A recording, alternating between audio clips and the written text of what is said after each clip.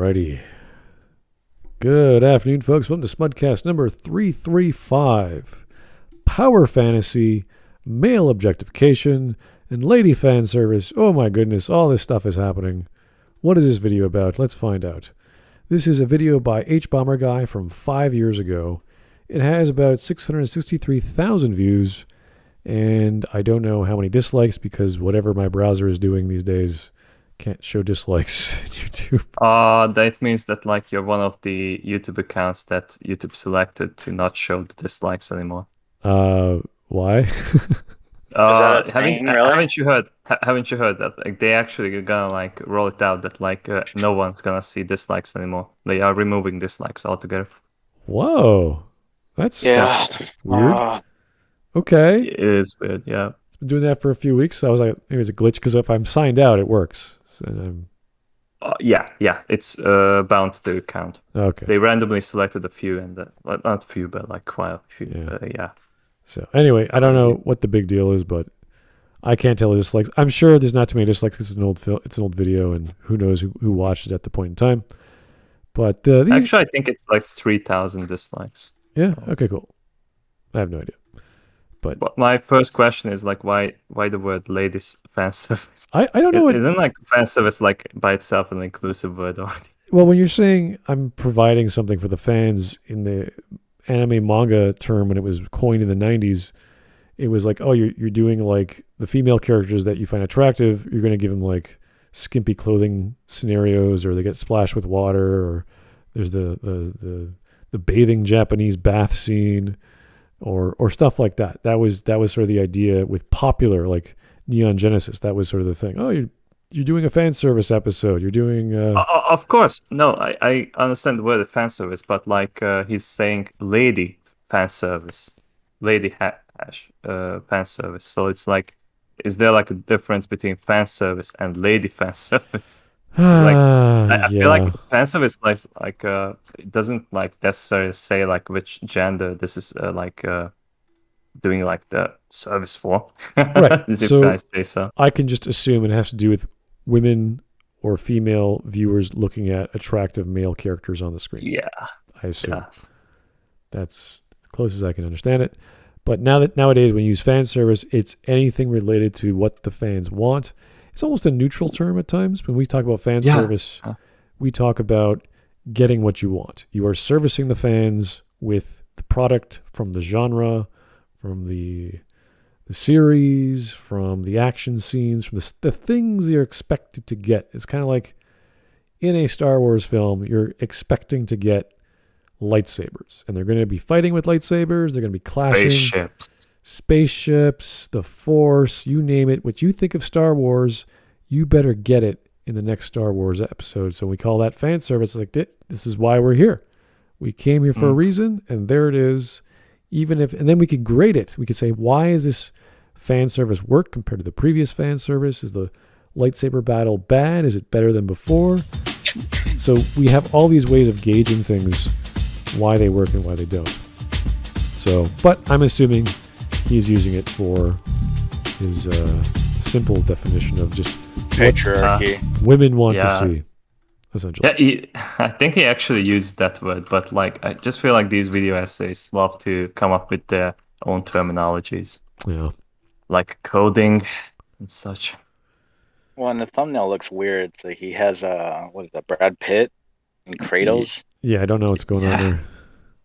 Well, I don't know what point he's going to make with that, but yeah, we'll see, I guess. Here is Francis Board Coppola. Thanks for the donation. Bomber Guy's a bread tuber, so prepare for some weaponized autism. Okay. I guess that's the best way to put it, yeah. I don't recall watching... I honestly didn't know he was a bread tuber. Well, that's so weird. He was the founders of it. Yeah. There's so many I don't know and I don't care to listen to, and there's lots of YouTubers I don't know. So I only know this guy from Mahler from years ago, and even then it was just in reference. I had no idea what he did. So beats me. I don't like. We'll find out today because we'll learn how kind of a YouTuber he is. But it's really about the arguments, how he makes them, the references he makes, the evidence he supports. That's what we always go after. Not some weird take on whatever women like and men don't, or I couldn't tell you. Anyway, we got a few people popping in later, so we'll get started now and see how far we get. It's a 11-minute video. It should be fine. We need to save Tracer's victory pose. The feminazis are coming to get us. Oh no, he's too sexy. Change him. Change him.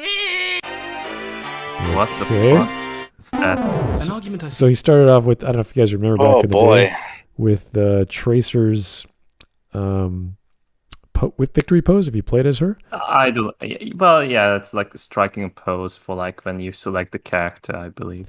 Right, and the showed her back and her very shapely butt, and some of the people online complained that was too sexy. I don't know, and then they just did it. Yeah, no, it was saying that it's objectifying the character. Right, but then they just did another sexual. pose, which was Even worse. even worse. I didn't understand. Yes, it was even more Why? sexual. What was the pose? Well, you just saw it. Oh, The fixed one was that. That was the fixed one, I think.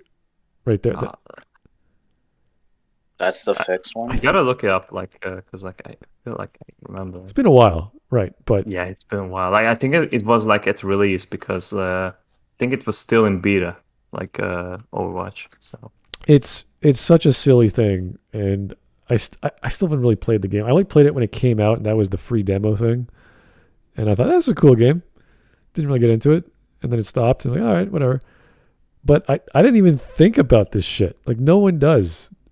And for people to complain about that means they're not playing the game for the reasons of playing a game. oh, of course they weren't. They were like mostly like those Tumblr type of people. Yeah. Oh, by the way, I found a picture. It's in the group chat. Okay, let me Yeah. see if I can pull that up. This is like what they replaced it with.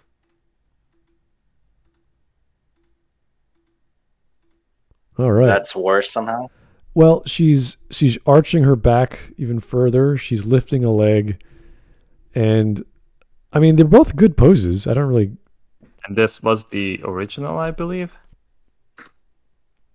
Oh, maybe like vice versa. I have absolutely no idea. Yeah, I think the one on screen is the original, and that's too, because she has very shapely legs and ass. That's too much. But this one where she's on her tippy toe, Yeah. like a ballerina, it's like, okay. That's better. It's virtually the same thing. I don't know what the big deal is. Yes, honestly, because like I feel like that's like oh yeah, I found the original. Okay, because like there's a reference to that. Yeah. I think I can link some. Okay, here it is. That's like the reference. Oh wow, clever. See, it doesn't matter what you do. These people will never be happy with anything when they complain Never be about happy. a No, they're completely. just jealous that they don't have an ass like her. I guess. Like, what's the big deal? Who cares? It's a video game where you play as a chick that can teleport. Like, what do you do? Okay. I don't know if like before or after like they added like this change, because like I think like after like when the game came out, they also said like, okay, that this character is lesbian, by the way. It's like okay, That's great. Yeah, Oh, fantastic. attractive lesbians or something to complain about. Yeah. they cannot be attractive. Yes, yeah, absolutely. Yeah, not. women don't look for Attractiveness attractive is women. reserved Okay. for straight people. Okay. Oh, right. Yeah, that makes sense. It's virtually a non-issue for everyone else that actually plays the game, but whatever. They appease people because they're Blizzard and they do stupid shit. Anyway, let's go. An argument I see fairly often is that male characters in video games set just as many ridiculous standards for men as their female counterparts and are objectified just as much. So the question is, objectified by who? To understand. The game Women? developers. I don't get. You draw attractive characters. You create attractive characters. That's the point. Hey, look, it's Hawk. Well, I think men don't care as much, do they? Like, oh, I'm not in shape as like Kratos or Snake. I would say we want characters that reflect their actions. So you have Snake. He's a buff, Mhm. rough Oh, and yeah, that's a tumble good sort of point, yeah. guy. he's not like you expect him to do stuff like that, especially when you go to like the Twin Snakes, the remake, where he's doing freaking ninja jumps. 360 flip with the sniper rifle. Yeah, He jumps up, like he hits his leg, and like he has the sniper rifle landing in his arm, and like he can no scopes Sniper Wolf. Yeah, it's over the top. So there's certain things that make sense, and certain things are just dumb, and that's the Twin Snakes. So. Oh hey Hawk, hey! I see that you're making a cameo in this video. Oh yeah, I am. Hey. Because it's a British guy we're covering, so like, of course you're there. He must be your neighbor, right? Yeah, there's only like 6 of us in total. Yeah. Oh, so do you hang out with hbomberguy? Oh, Or like a this guy? pint? No. Now I know who it actually is. Dear Lord, no. Maybe he has a No, pint with a Cavanacle. Cavanacle doesn't drink alcohol. He Or eats chocolate, orange, chocolate. whatever. Yes. He eats chocolate orange flavored soy lattes. All right. So anyway, the argument is that women aren't the only ones that are objectified in gaming, and I agree. Everything is objectified. It's supposed to look good, and I don't care how you take that, whether it's a sexual arousal or an aesthetic arousal, or I don't know, color combinations that just look good, or patterns or forms. Mm-hmm. If Yeah. it doesn't look good, it gets taken out and replaced with something that looks good. So. But it's always like, it's a problem when it comes to women for some reason. I don't know why that is. They are more insecure about their things than men. So he's going to try and strawman this argument that men and women are objectified in video games, I guess. I don't know. We'll find out. My only thing to add on this is with objectification, even with like say games, you can create your own characters, because obviously like Hawk's there, you can create it. People spend a lot of time making their characters look good, because it's funny to make a really ugly character, but you do sort of get a bit with it after a while. The novelty wears off, and you're still there going, I don't really want to carry on with this character, because I always remember I made one Hawk with a goatee, and it kept clipping through his lip because for some reason the face structure wouldn't go with it. And I went, no, I'm just deleting this character. I just cannot deal with this like clipping beard. Every time I'm in a cutscene, I'm like, no. One thing I do remember from listening to Anita Sarkeesian back in the day was she never made a reference to any of those games where you generate your own character, where you can choose the sex and cosmetically change the face. She never made reference to that, which I assume means she was okay with all those types of games.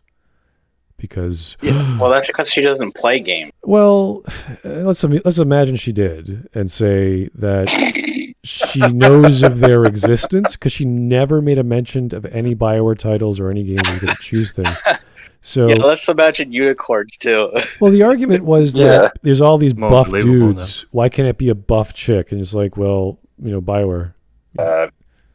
Have you seen a flipping dwarf warden, female dwarf warden? Yeah, or Canary, whatever at the time. Just go to a gym. What are you gonna find? So no, but it's like these characters. I mean, like there's a lot of people who are really, really like buff. And no, in like BioWare games. Well, I know, but it's a style at best. Right. Yeah, but it's like they're perfectly fine with it. But with it seems to be like player generated characters they have a problem with, and it's a bit odd because it's still someone's version of it. It's just the fact that instead of the company or the developers, it's the player. It's like, very weird. But anyway, continue. Yeah. I'm starting to here's ramble a lot. Here's my tester. Hey, Mike, how you doing? Bugger off, Buddy O. Cavernacle. What? Buddy O. Cavernacle? Bugger off, Buddy O. Cavernacki. Buddy O, I don't know. It's a British word that only Mike knows. Yeah. And Mike's from... The other kinds of British that know these things. Yeah. Hey, look. Oh God. Mike's like the Icelandic British guy, so Oh Jesus. Icelandic British guy. Here's Taker 610. Does H know game characters aren't real people? Yes. Shh. Shh. Don't tell him. No.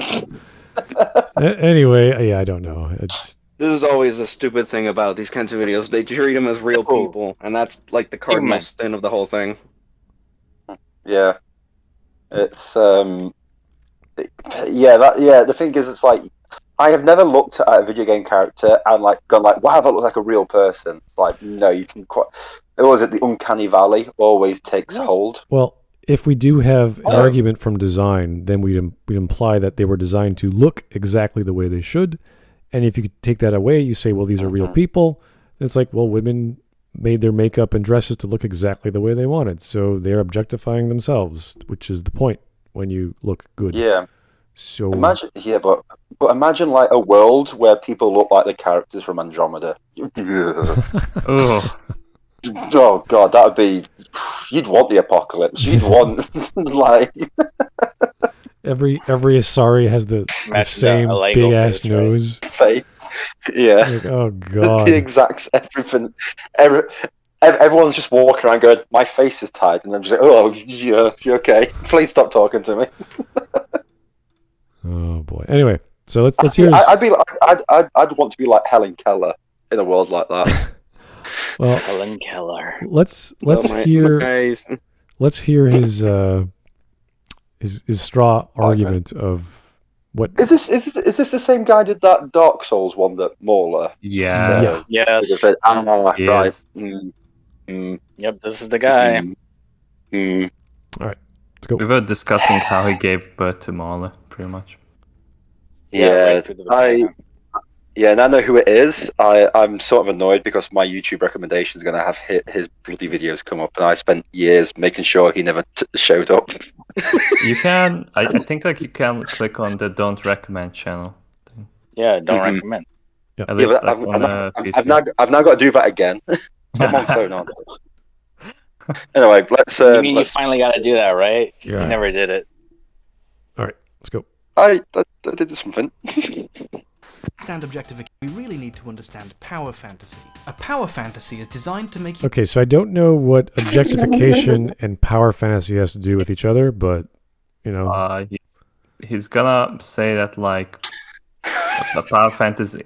See, and like Kratos is pretty much just a power fantasy, and like he cannot be objectified by women because it's only enjoyed by men, and that's the only target audience. And he proposes that like no women are gonna get attracted by Kratos. Can I just say, never, when you know you're describing something, like say like a power fantasy, never describe it as it's something, a fantasy that gives you power. It's like, yeah, I kind of got that part. We need to be a bit deeper. Don't start your sentence. It's bad descriptive. well, it's kind of stupid that like he has all this word salad and then he starts like with something like this. Yeah, this pause screen, I'm trying to look at what's on it, and it's really like all over the place. It's like power fantasy is like not fully to the front. It's like blended in with like the equal sign. I assume that's an equal sign. It's just two lines. Yes. Equality, right? yeah. Oh. Oh. Anyway, So, Was that really mind blowing? Yes. no. How about No. new? Okay. How about Maybe. no, you I crazy don't Dutch know. bastard? But yeah, don't make your videos like this. It's very strange to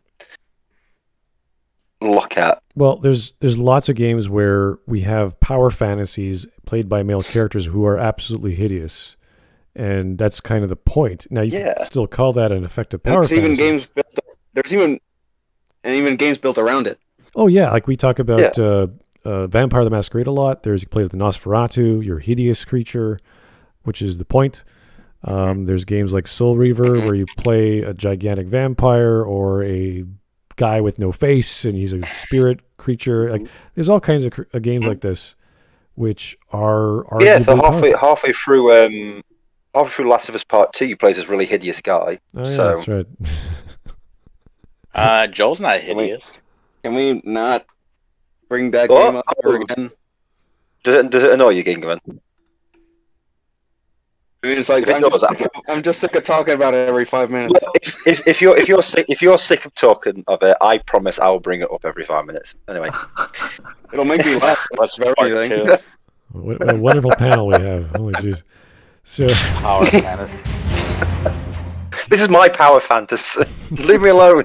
I don't know. So moving I on. used to think power fantasy meant like superpower, like like Spider-Man. For well, example, it can or something. be. Yeah, see, That's that's what what I I was used to think. It can Yeah, be. when I was younger, that's what I used to think. But Right, but now it's like anything. it could be growing into something. I So a character guess. growing into a general of a war or a gladiator or any kind of journey where they're accruing some kind of skill or experience or strength.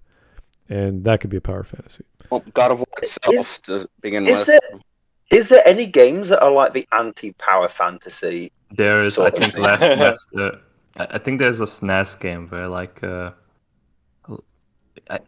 I think like you play as a nerd and like you're like so pathetic that like you get scared by a turtle on an island. There was a so, like, game- your character runs away. There was a game, I can't remember who made it, but you start off with everything, and every time you defeat a boss, you lose either a weapon or skills or stats.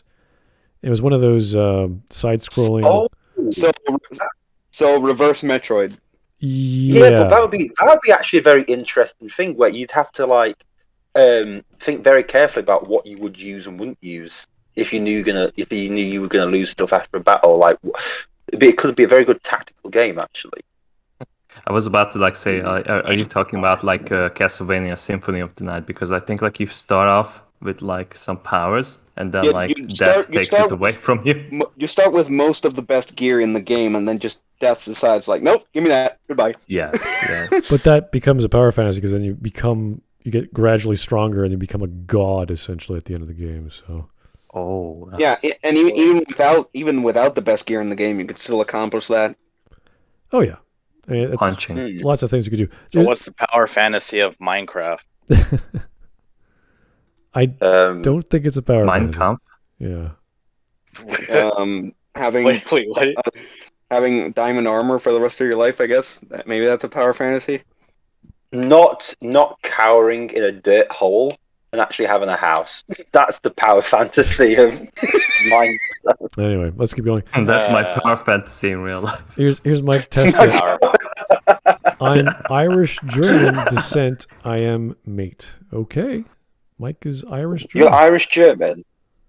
Okay, so you're not British then. Okay. So Okay.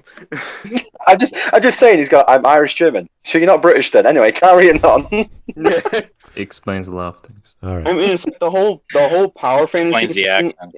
The whole power No. fantasy thing is just part of like basic game design at this point. It's like you can't really go in the opposite direction for a whole Yeah. game. Maybe in like the first few hours where you're learning shit, and then slowly it gets taken away from you so that you can get it back later. And a lot of like exploration type games like Metroid and shit do that. Well, I would argue Yeah. because you could do it in stories, you can go from rags to riches and riches to rags, and we see the same progression in video games. And that's a good argument because most games you want to amp it up every chapter or every scenario. You want to get better and better and better, bigger guns, bigger explosions, bigger enemies, and you have to make the challenge equal that. So it has to always get harder. But nothing says you can't go from riches to rags. Nothing says you can't do that. Now, you should. Well, nothing says you can. It's just in terms of game design, there really isn't any traditionally. like good way to do it. That's what I Maybe mean. narrative-wise, but not in gameplay. That's what I mean. Traditionally, game design. As I mentioned, there are games out there, and I don't know the names. I'm not that fluent in every game out there. That you start off as high as you get, and you get progressively weaker and weaker and weaker, and that is fueled by a narrative that makes this make sense, or else it'd be Maybe like Red Dead. yeah, you wouldn't want to like purposely make the game less intriguing to the gamer. That wouldn't be very fun. Actually, yeah. To be honest with you, Eric, Red Dead 2. Well, then again, but with the Red Dead 2 one, the gang falls apart, so you progressively get worse and worse and worse. So I couldn't understand, but you still get equipment that gets better and better and better. But Also, the narrative your gets worse and worse. stats kind of become affected once you get diagnosed. Yeah, but that's Yeah. it's. But it's like what someone said. I was It's just like thinking. I don't know. Yeah. yeah, that's a good idea. Yeah. Well done. Good bit of noggin use. So do a few Google searches. Check them out online for games that you get weaker. I know they're out there. I just haven't played them. So Mhm. I always used to, whenever I used to play Total War, Empire Total War, always used to get weaker when I was invading Russia. So the winters kept rolling in, and it just got worse and worse. So Yeah, sure. all right, let's go. Also, I don't know how Power Fantasy would apply to fighting games either, because there's a little thing called balancing. You could argue Yeah. that the skill level involved is a power fantasy to get that level of skill, and then say, well, that's more of a technical thing by the player, not a fantastical element of rock paper scissors, whatever fighting game you're playing. So you could imply that you are the character you're playing, that's right. if you like, but that's again Yeah. association, and that's fine. So I think once you get to a level of with skill, Power Fantasy. Oh, it's got carry on, Smudge. well, I'm just saying the level of skill by the player, like you feel empowered when you're really good at playing Battlefield or really good at playing Street Fighter or whatever game you're good at. That is an egoistic sort of feeling. But is it a fantastical one? I don't think so. Yeah. Yeah, the thing with Power Fantasy is it can cover a lot of things, and it's such a broad term, but anyone you're trying to debate with about Power Fantasy can easily bring up different things and describe it as a Power Fantasy, and it will make you go, yeah, no, that could work, that could be one of them. So that's the thing with Power Fantasy. It can cover a lot of things. It's a jack of all trades sort of saying. Well, Especially in video games. yeah. So, but anyway, I think we should probably. Yeah, let's go to the actual point Yeah, let's go. that they're gonna make. Feel power. Stop me if I'm going too quickly for you. Games are especially good at this because player interaction gives a sense of direct involvement in the events on screen. You get to pretend you're the muscle man badass inside your flicker box, and given that you're literally controlling their actions, you kind of are. When beated in God of War, the player doesn't say, "Oh dear, Kratos, the character over whom I exert control, has been killed." They say, "I'm dead." I'm dead. No, dogs. Who's how did he pronounce Kratos? Kratos. Kratos. Right. Right.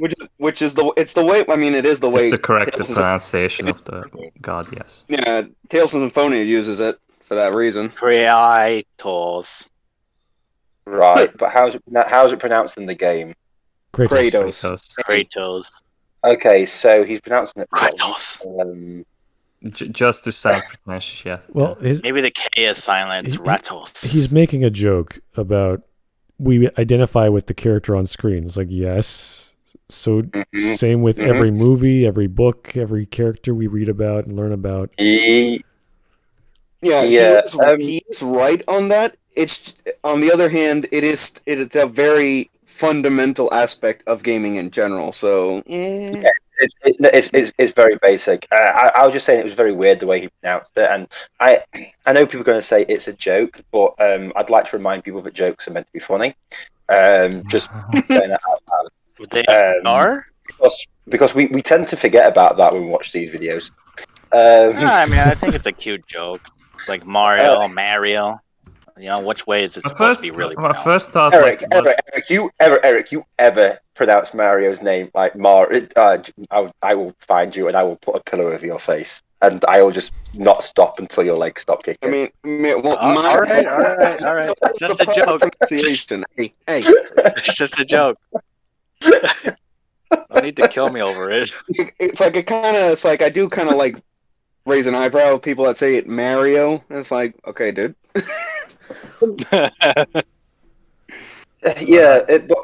But to get actually onto the point with we connect with the characters because it's actually quite good it shows good characterization if we connect with the characters that we're watching, playing as, or even in the old days on radio listening to. Yeah, you Yeah, don't want to sure. play as Abby and then make her jump off the cliff so that she dies over and over. Yeah, it's like it's not only a fundamental aspect of gaming, it's also even further beyond a very fundamental aspect of just writing in general. Yeah, because when you read a book, you care about who's in the book, unless you're reading Harry Potter and you want them all to die. But there's loads of. Fair point. Fair point. What I don't understand is like if I play like Chun-Li or Cammy from Street Fighter, am I living out my power fantasy or am I simply just Yes. objectifying women? Oh, Both. who's the which fighting That's game your is that? fantasy. Leopard- You want to that leopard objectify guy women. from? Yes. What's the fight? Is it Tekken with the guy with the leopard head? Yes. Yes. Yeah. You see, King. so obviously, King. Yeah, that's yeah. You want So to be a I always- Mexican wrestler? Yeah, I know. Whenever I used to play that with my cousins, I always want to be that character. Does that mean like deep down I want to be a furry? It's like, is that my power fantasy? I don't think so. Yes. It's just Yeah, like, no, it's not. Anyway, but I actually connected with that character because I just thought it looked cool. That's thought, wow, There's yeah. a game where you're gonna. I was gonna Yeah, say I there's a thought- game where you get to play as a cat. Apparently, like does that Yeah, mean I it's- just want to be a cat? you Yeah, get to to use play as a pussy? Yeah, to use Tekken as another example, I very highly doubt anyone out there plays Kazuya Mishima in Tekken because they want to be a demon. Sure. No, I Yeah. play Kazuya to be a dick. Yeah, So anytime you play a game where you play as a woman, you secretly want to be transgender, right? We laugh, but I'm pretty sure someone's going to make that argument in a couple of years. Someone's gonna make that Yeah, argument. it's gonna escalate to that point. You know it is. Mhm. You Listen, fucking know it. transpo- You can see it all the way from me. Transformers are gay, so fuck it. I'm expecting everything. Yeah, you play Transformers. You secretly want to be a gay man that transcends. Alright, let's keep going on with the point of how connecting with the character on screen has to do with a power fantasy. All right, here's Taker Oh, 16. question. Sorry, how old is this video? 5 the years. way? 5 years. Five. Just like 5 years. Oh, 11 minutes. So 5 Wow. years ago, he figured out that people connect to characters in stories, and it's a bit like, great, I figured that out 27 years ago, so I'm better than him. It takes a while, for him. Okay. Here's Taker 610. Thank you, Captain Marvel. Total power fantasy against men. Oh, all right. That's Yeah. charming. Yeah, it is a power fantasy. It is a power fantasy. So movie Bob Yeah. liking Captain Marvel and like regarding it as like one of the best Marvel movies, is that like his power fantasy? Or he's objectifying Captain Marvel? Movie Bob's power fantasy is literally being replaced being like in a Jabba the dog Hutt? scene Fat fuck. wow, okay, I was going to try and make a really good joke, but I'm just going to leave it a fat fuck because I think it just says it perfectly. So Oh, sorry. No, I didn't mean to ruin the joke.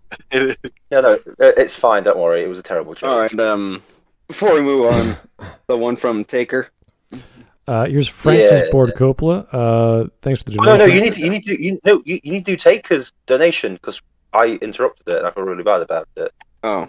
Well, I can only see the donations, guys. I don't know if you can, but the super chats. No, I can't see the donation. Yeah, everyone has access to the super chats. I got to read the donations. This is from Francis Board Coppola. Thank you. Red Dead Redemption 2 is my power fantasy. I've walkways. I'm assuming that's always, but walkways have Always, the yeah. fantasy of being a man haunted by my mistakes, watching his friends die around him, and then die of tuberculosis. Oh, Yeah, Yeah, that's my power fantasy. okay. yeah. To be honest with you, that's also like my sexual fantasy. So, Yeah, totally. It Yeah, scratches you up don't to- get to have sex. That's the sexual fantasy. It's the asexual fantasy. Excruciating pain. Oh That's fantastic. no! Oh no! But the thing is, you could make the argument that Arthur Morgan's asexual due to the fact he doesn't have sex with anybody, even though he's got a girlfriend. and some fucking weirdo. I think we can keep going with the video after that. All right, Yeah. last one is No, Taker. no, there's another chat. All right. There's another chat, right? Last one is Taker 610. King was always my favorite Tekken character too. Ooh. Okay. Nice. Yeah, nice. it's just interesting. Likewise, 'Cause, yeah. King's one of the OGs from Tekken 1, so Yep. yeah. He frickin' he tacked your legs and scared the shit out of me. Like, Yeah.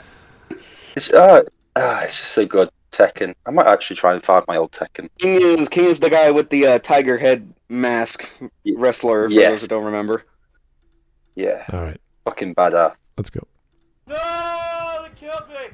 The player is encouraged to identify with Kratos and vicariously feel the effects of his actions, which they literally control. And together the player helps Kratos get his various flimsily justified revenges by being very good at committing killicide on a variety of fantasy creatures and having sex with ladies. The game even gives you an achievement for it, as if to say, yeah, well done, you did it.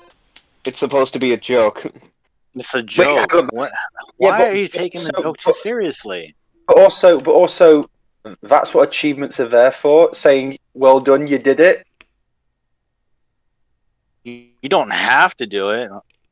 Yeah, but it's like achievements and trophies that you receive in Oh, games. I know, it's a joke.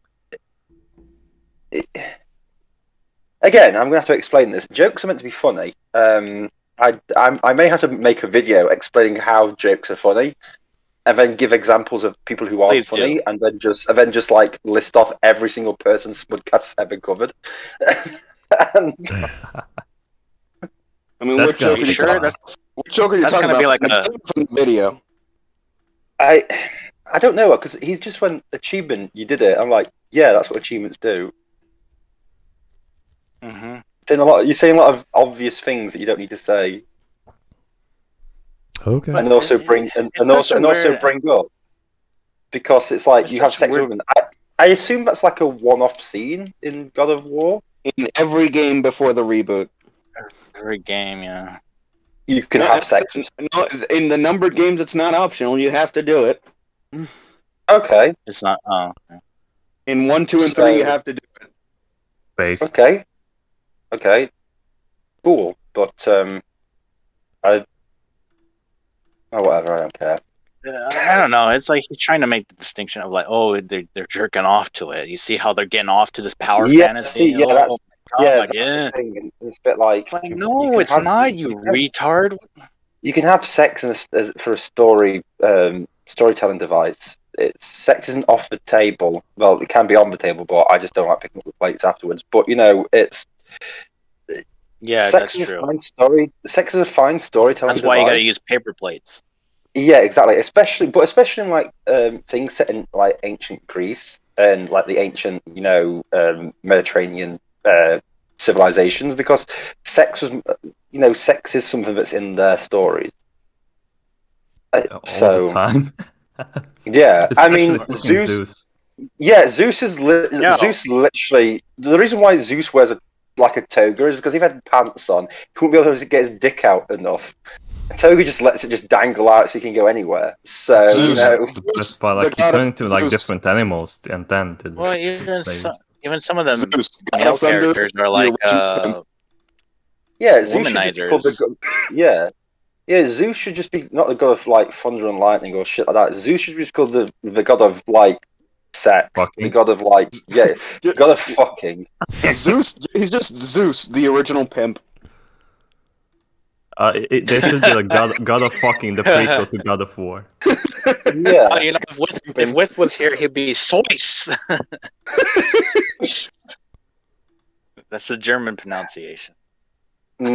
Yes. I mean, am I wrong to call Zeus the original pimp? No, he is the. But then again, wasn't like what's his was it Kronos, Zeus's Kronos, dad? yeah. His father, yes. Yeah, but wasn't he like shagging people around to get kids and then eating the kids? That's pretty, Yeah. based. But also pretty pimp like as well.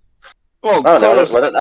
some kind of some whacked out self-imposed tradition. Zeus just did it because he felt like it. Completely different then. No, I think he did it. He did it because, like, supposedly one of the kids are gonna kill him, so he wanted to kill the kids first, yeah. And then then Zeus decided to take revenge on him. Yeah, And in God of War, oh no, yeah, you're right. Sorry. it's in the blood. Yeah.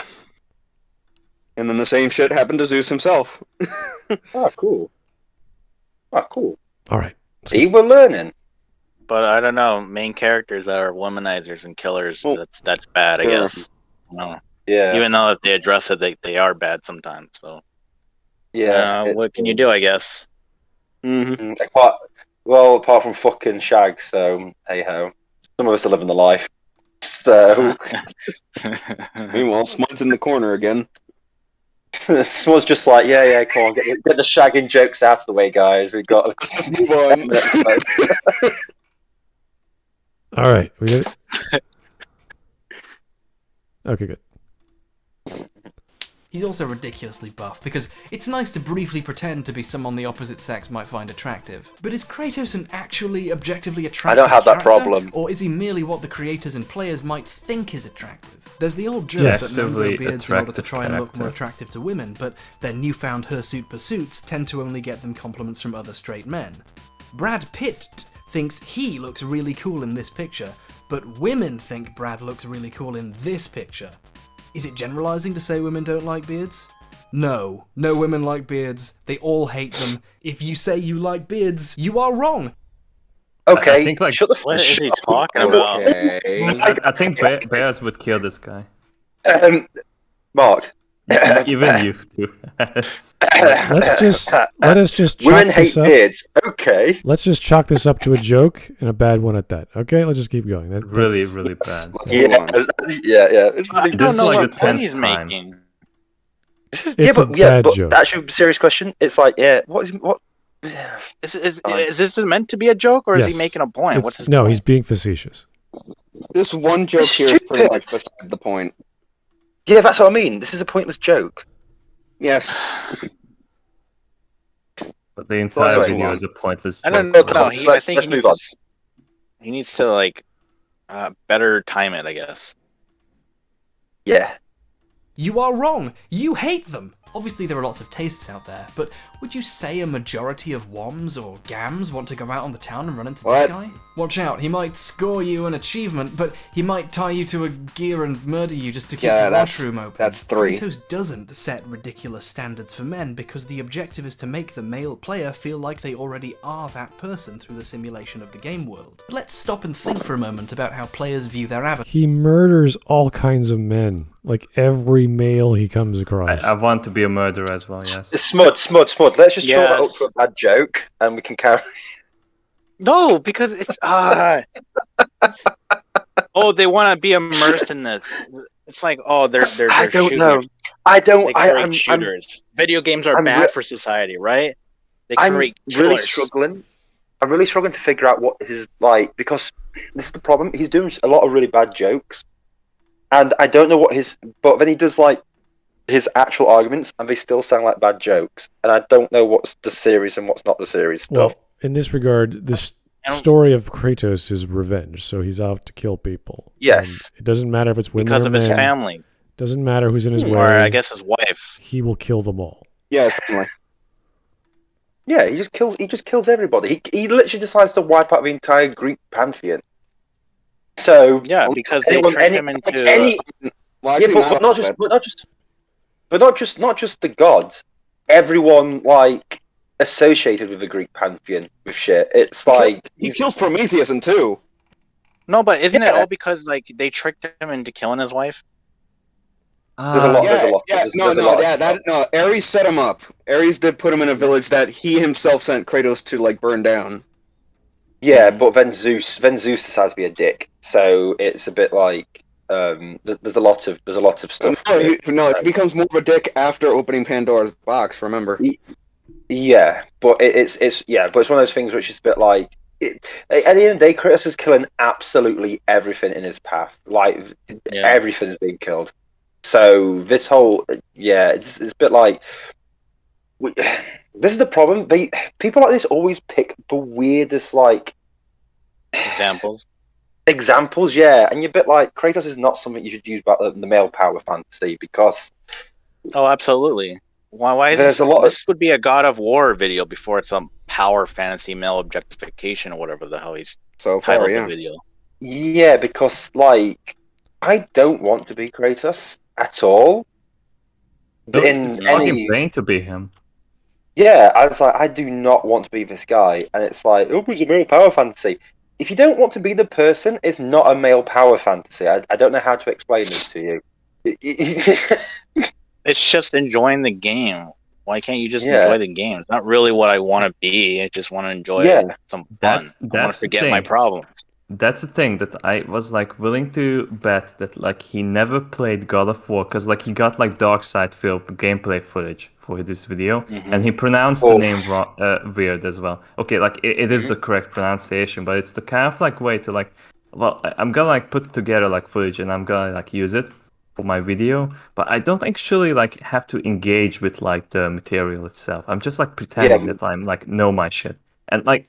Yeah. There's like so many of these things that like he's like collecting and like joking, and it just like feels like really serious. Like he didn't like really put his heart into it. So it just like I'm in like this weird spot that like did he actually care about this game? Or like he's only like putting this weird example because like it's helping his narrative.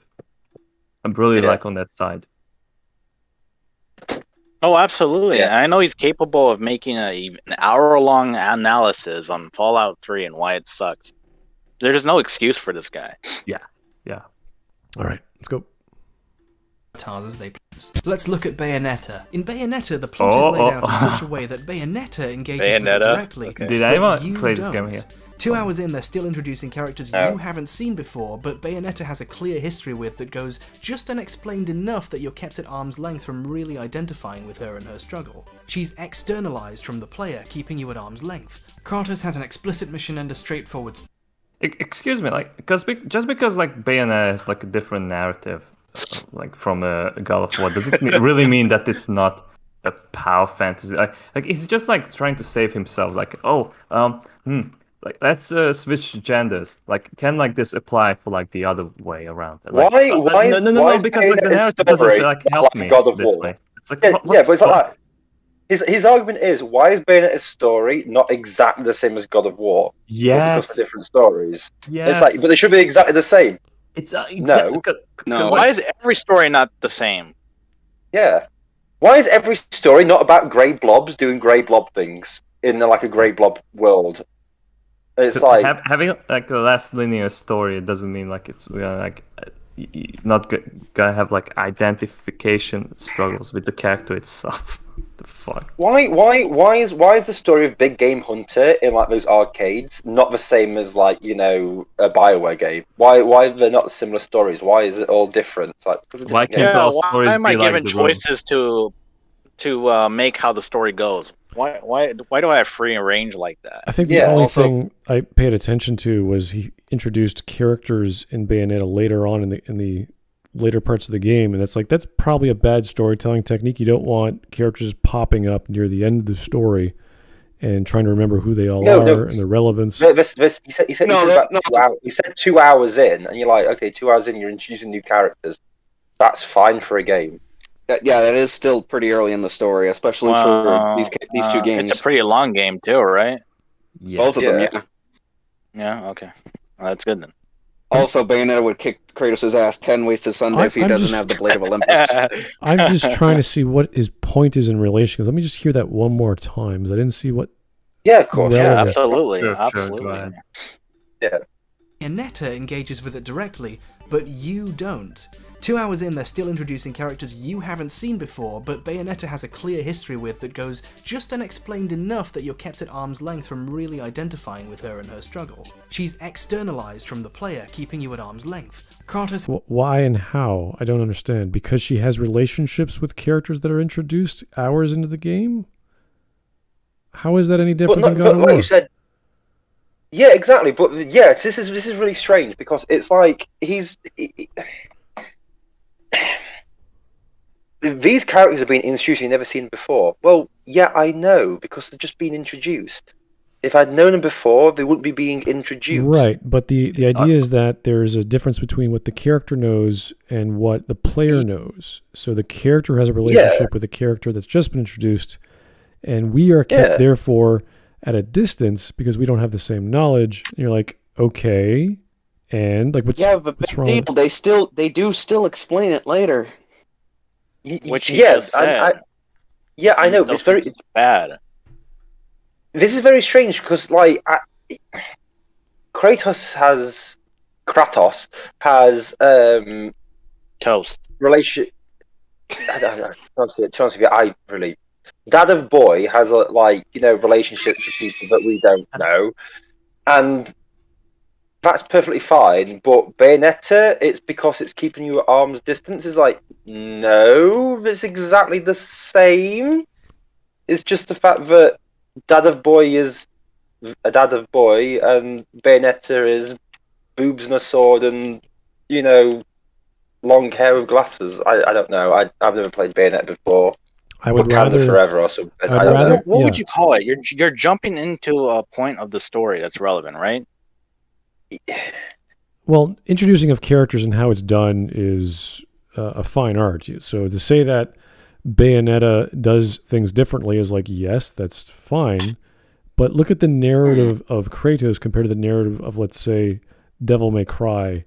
And I think using Devil May Cry as a comparison to Bayonetta might be a better comparison just because they're very similar. And it's the stories are over the top. And all these stories are over the top. There's a closer similarity between Devil May Cry and Bayonetta to use as a comparison for narrative, at least. Gameplay, you could always say is different, but like one has a focused Mainly plot. because Hideki Kamiya used to work at Capcom, by the way. That's another reason why it's a more apt comparison. Well, yeah, Devil May Cry and Bayonetta, yeah. they're very Capcom-like games. One is from Capcom. So I don't get what the problem is. Or if there even is one. Like when you guys read, I don't know if you guys have read Game of Thrones or any of the Song of Ice and Fire books. They have hundreds of characters. They introduce them all the time, and it happens like the last chapters of some books. You're just like, who the hell is this guy? And he's got a huge backstory. So it's hard to follow. I mean, that's another issue entirely. But introducing characters later on in a story, not a big deal, depending on how it's done. Depending on the story. Even like God of War, you can't tell me that like the game introduces all the characters that you're going to like encounter in like all the original 3 games. Like I'm willing to bet like there are some characters that you meet on the way. There's gods. They definitely save a few of the gods in the pantheon for like the spin-offs and shit. Well, they're mostly just tertiary characters like NPCs or guys you weren't even thinking of, like servants of the gods or minor gods. You're like, who's this guy? Orpheus? Like what? Like you don't know all these fellows, and they don't need that much attention. So I don't know what the problem is. If Kratos simply knows of them, or if Kratos needed to have this huge backstory that's never explained, and therefore they have their own presence more because of that. That's just like the knowledge of the character you aren't aware of. And I don't see that as a huge problem. Again, literally in God of War 2, they just like introduce Prometheus and then kill him off right after in like the same hour. Yeah. Well, the thing is, even with like characters who are blank slates, they still know stuff about the world they live in. So it's every story. Yeah. So it's helps the world building. Yeah, when we Fallout, you're still learning what they already know. When we read the death of Sherlock Holmes or the scene where he dies, that's when Moriarty is shown in the narrative. You're like, oh, he's there, and then he dies within, they both die within a few pages. So it's the final problem. Moriarty's always been, so but they know each other, but you don't go, no, well, he's kept at arm's length. You're like, what are you on about?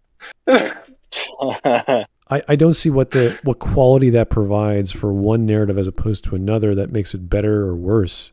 It's different, but you're really comparing 2 very separate stories and 2 very different characters in a completely different. I would argue again. I said the genre is more similar to Devil May Cry than it is to God of War, but in relation to Bayonetta. So anyway, let's just see what he's getting at because I'm a little confused. Yeah.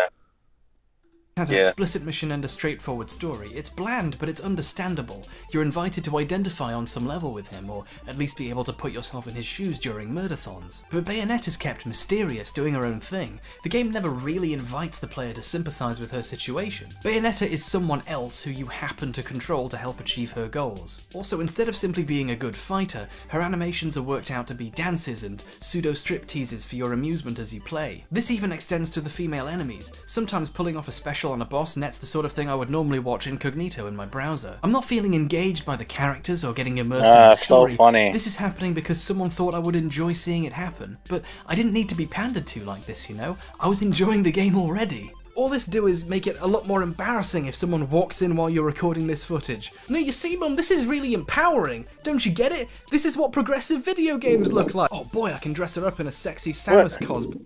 Like he made like a sentence that like you happen to play as this character, so it's not the same as God of War. But I'm not seeing. that is What? so Yeah. stupid to say. What the fuck? That is so stupid.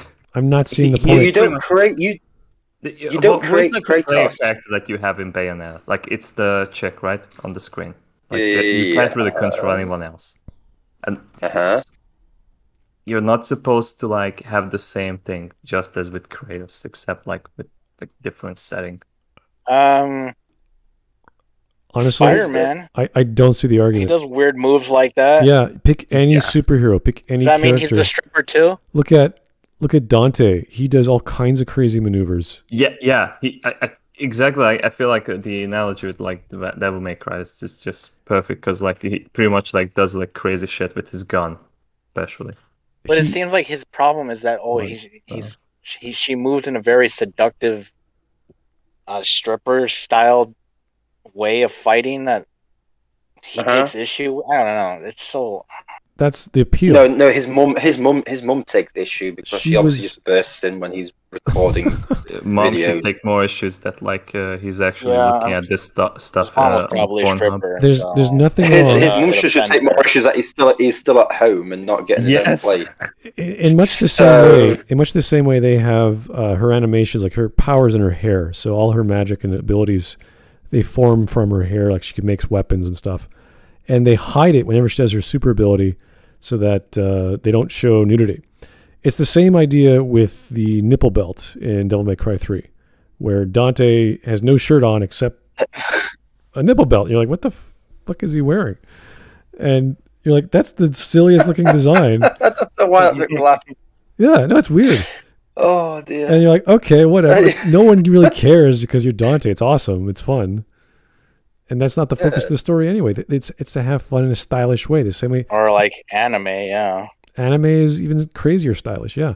So there's all kinds of fun things in the game. And sometimes the rule of cool supersedes the rule of gameplay, which is to have fun gameplay. And that's what Dante and Bayonetta games are all like.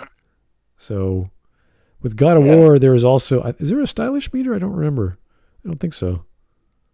But it's... Couldn't tell you. I really couldn't tell you. Yeah, it's really about doing combos. And I think that's where Bayonetta and Dante, or rather Bayonetta and Devil May Cry, amped it up and got that formula working well. So what they look like, how they fight, it's fun for the sake of it looking like fun and being stylized, and that's it. We don't read into it like it's some power fantasy or you're getting off doing all these crazy maneuvers and she's doing stripper poses. It's like, yeah, so it's fun. It's Japanese. Don't women enjoy that too? Like, Oh, yeah. Go to any cosplay event. Bayonetta. Ooh. Yeah. You know? It's cool. I like it. Here is exactly. Kulavar. That's cool.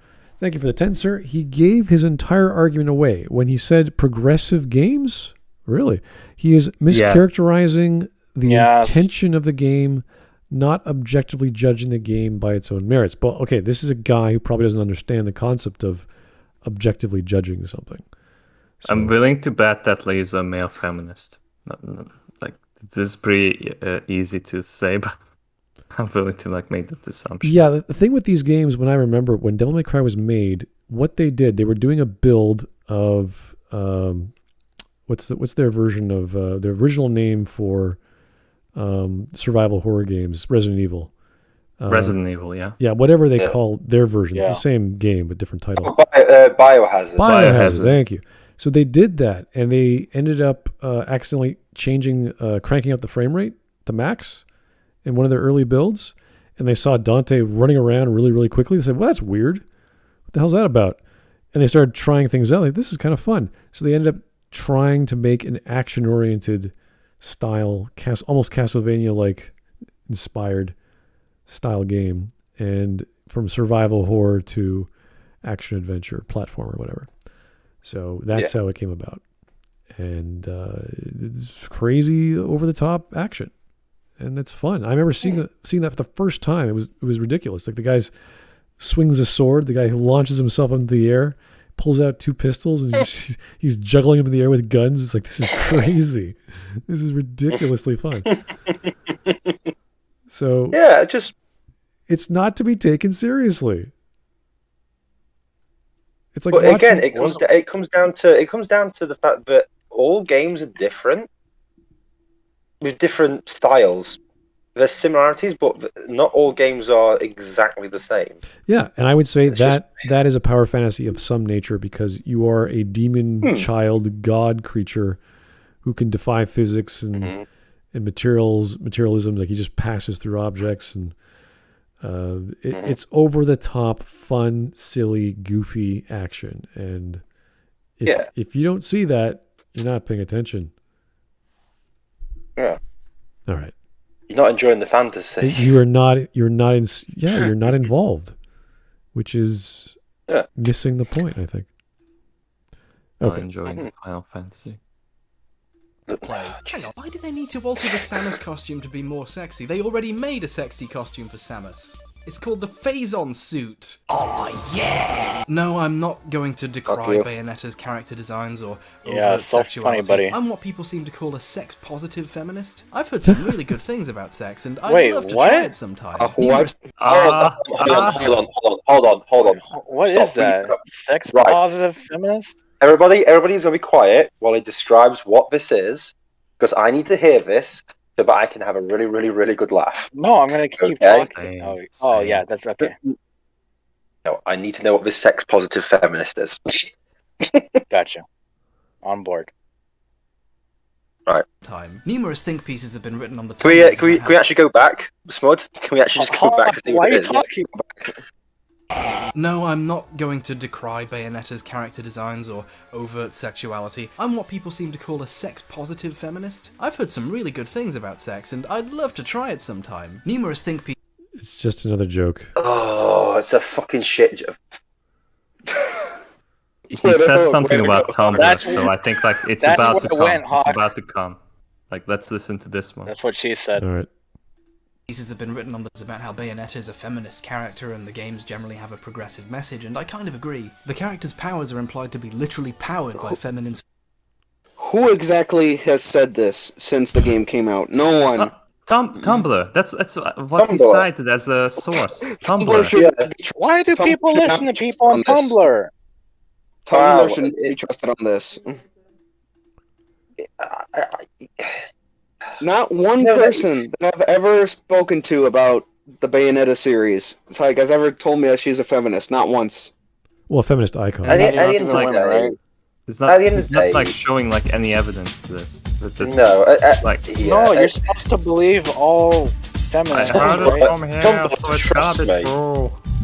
Yeah, it's like Tumblr. Trust me, it's like yeah, but Trust me, if bro. I saw, it's like yeah. I've also seen nature documentaries of chimpanzees throwing shit, and I don't trust them to tell me how stories are made. Okay, and the chimps have got more brains than people on Tumblr, so no, Yeah. we're not. Exactly. Could not be any more right. That's interesting because I think their brains are pretty small to begin with. Like, That was it's anything new. All right. That was a Here's joke, Eric. here's- But okay. here's Vladimir Dragunov. Thanks for the Was it a donation. joke? Are you sure? Sounds like a Ever fact. notice that English seem to have a consistent history of getting effed by Italy? What? English? Oh, We're not talking about football here. Hold on. Have a consistent history of getting F by Italy, like what? The Monte Cassino, the Italian campaign. What are we talking about? The Corsicans with Napoleon? What are we talking about? Because I can probably find you more evidence of the English fucking the Italians than the Italians fucking us over. Yeah, So Italy's anyway, not too hot with war in general. Using your the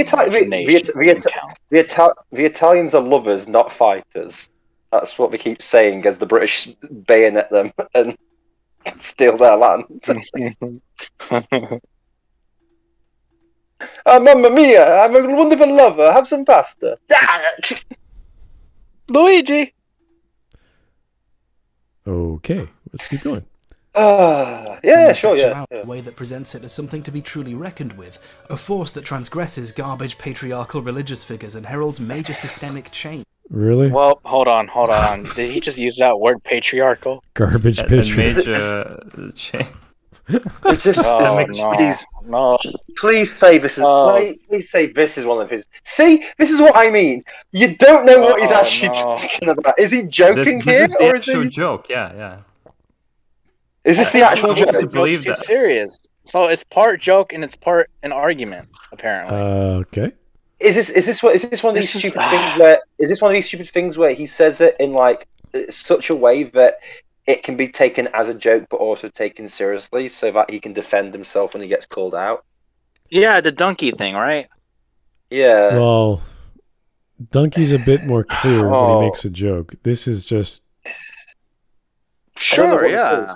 I don't know what this is. Oh, and he's worse than Donkey. So I don't know how you do that. I'm not having any laughs so far. Yeah. Anyway, Cullivar, thank you. Sex positive feminists, when you cheer on your girl while you hold the camera for her and her other lover. What? Oh. Okay. Anyway, let's get back to the horrible world of patriarchy in the religious world of Bayonetta. Oh, God. I'm so tired of this word, patriarchy. Can you just give me like just 5 seconds, just so I can compose myself? Because that was a great super chat, and I love it. I'm gonna use that from now on. Of course you are. Oh, yeah, we can go. All right. Okay. It's cool and a nice twist on the rather more traditional types of female character, who dress like this for no reason. Please leave a comment explaining how it's actually very empowering to be a tit ninja. All I'm saying is, That was like very like cherry picking there, extremely cherry picking. I'm willing to bet that I can also find the same for male character if I try. Yeah, Like, what about like those like shoujo manga or anime characters, like especially made for like girls, and like they have like these like bishy boys that like just like look like exactly designed for like the girls. Yeah, but here's another thing. He said that, which is obviously that be a tit ninja thing, in the exact same tone, but he would say things seriously. So I'm really struggling to find out what's the jokes and what aren't the jokes. Yeah, everything is a joke and everything is an argument. There you go. Right. Okay, because So his whole video is a joke, really. Yeah. Hey, look, it's designer of Mega Man 2. Yeah. Yes. All right, here's that is him. Vladimir Dragonov for the super chat. I'm counting the Romans conquering you guys and the Pope cock blocking King Henry VIII. No. It was the other way around. England decided to like create their own shit because the Pope didn't like them. The Henry VIII created his own church just to divorce a woman because she wasn't having sex with him. That's a pretty fucking Chad fucking move. He literally went, no, I want to shag this. No, he did it to divorce Catherine of Aragon because she was actually incredibly ugly, and he didn't want to have sex with her. That is the reason why he divorced her. But he needed to create his own church to divorce her. So he went to the Pope, fuck you, I'm out of here. Then he married Anne Boleyn, who was a smoking hot babe, so that it would be perfectly fine. And then he cut her head off. But less about that part of the story. But so we Wow, literally stuck 2 fingers up to the Pope, and oh no, the Catholic Church. Oh no, I feel really bad for sticking 2 fingers up to all those paedophiles. So oh no. Also, the Romans never class themselves as Italians, because Italy as a concept in the country didn't exist until the 1800s. So yeah, the Romans don't count. Sorry, guys. Yeah, there you go. There's the power fantasy. Neither does the Pope, because the Pope isn't strictly Italian. Yeah. The Vatican is its own country. The Pope? Yeah, the Vatican is its own country. Sure. No, it is. It is its own country inside Rome. Yeah, Roma. it's actually look it up. It's actually a country. Yeah, it's a city. But like state, you're talking about European geography to them, Hawk. Yeah, it's like Monaco. Yeah, Monaco and Andorra. But anyway, carry on. All right, here is Calavar. They don't have a football team, just so you know. No. Okay. Not like San Marino. Here's Calavar. Thank you for the 20. Now, I'm just curious as to what the rest of the donation emojis are. Oh, Smudboy and A-Team reigns supreme. I only think I have 1 or 2, but if you guys wanted more YouTube emojis, I can totally make them. You just got to tell me what you want. No one's really asked for any, but if you have any recommendations, feel free to put them in the Discord. Either message me directly, talk to the mods, and say... I think there are like plenty of like custom-made emojis on the Discord server itself, so maybe like some of them could be imported to YouTube. Oh, we could put them on YouTube for sure, depending on which ones will actually fit, because they're really tiny on YouTube compared to Discord. Yeah. So, but if you guys want them... Also, a lot of them are also phallic-shaped as well, so we might have to use those. Whatever you guys are... I have no problems with whatever you guys want, so... go ahead, make some recommendations, and I'll be happy to add them to the YouTube channel. That's fine. Yeah, Smud. Yeah, we have no problems. I'm just saying, like, YouTube might have some problems. I'm sure we won't go that far because they're so small. You probably won't be able to see them. I'm sure we won't go that far. Smud looks at Discord. On second thoughts, I can already see the meme. Maybe this is a bad idea. All right, so Hideki Kamiya, here we go. Cool. I feel like a fulfillment of his fantasies of who he wants to be like. It feels like a fantasy of someone he wants to watch. I kind of think he's trying to have his cheesecake and eat it by making a game about an empowered woman being heroic, but making sure you get a nice long look at all of her as she does it. So between the two games, we're seeing... So you could argue, if you want to go to film relations, you could say this could be a form of nun-sploitation, because these are all angelic figures in the Roman Catholic Church, or their idea of the Roman Catholic Church from Japan, which is always wacky. So this is really no different than that sort of genre of style. So this is not a genre you take seriously. No. Also, who's being attacked by a giant packet of crisps in the background? Huh? We have to find out. Yeah, what? I don't get me this time. I don't get the joke. No, I was trying to listen to Smud talk, and in the background it sounded like someone was trying to use like their keyboard to fight a packet of crisps. Crisps. Oh. Yeah. And I'm assuming that I was a bit like, oh, Smud's on about this, but who's making this noise in the background? I believe. Sure, it's not you. I believe the famous term is once you pop, you can't stop. So whatever you're doing, enjoy. whatever you're doing, just enjoy it. But just think of the enjoy children yourself while you're doing it. Just don't hurt yourself. It's later than you think. All right. Two different, what's ultimately the same fantasy. Bayonetta may be an empowered female character, but she's empowered strictly within the confines of a straight male fantasy. Really? What? So I guess straight white men, they're bad. Oh no! I guess lesbians and bisexuals don't like looking at women like that. Or gay people. Well, fellas, I think this guy just earned a Twitter block from Kamiya. Yeah, I think he got it the day this video was released. Did he? I'm just saying. Could you imagine saying there's no types of women that'd like to look at this? Like, what do lesbians just like cock? Is that what you think? Lesbians like this sort of stuff. Why are they lesbians? They like seeing. They make art on this. Yes. Yeah. Oh boy. Okay. It's a male fantasy, but with female empowerment. Like, okay, sure, you say so. Yes, it's such a male fantasy that everyone just rather play Call of Duty or Super Smash or something like that. Yeah, this is such interesting argument there.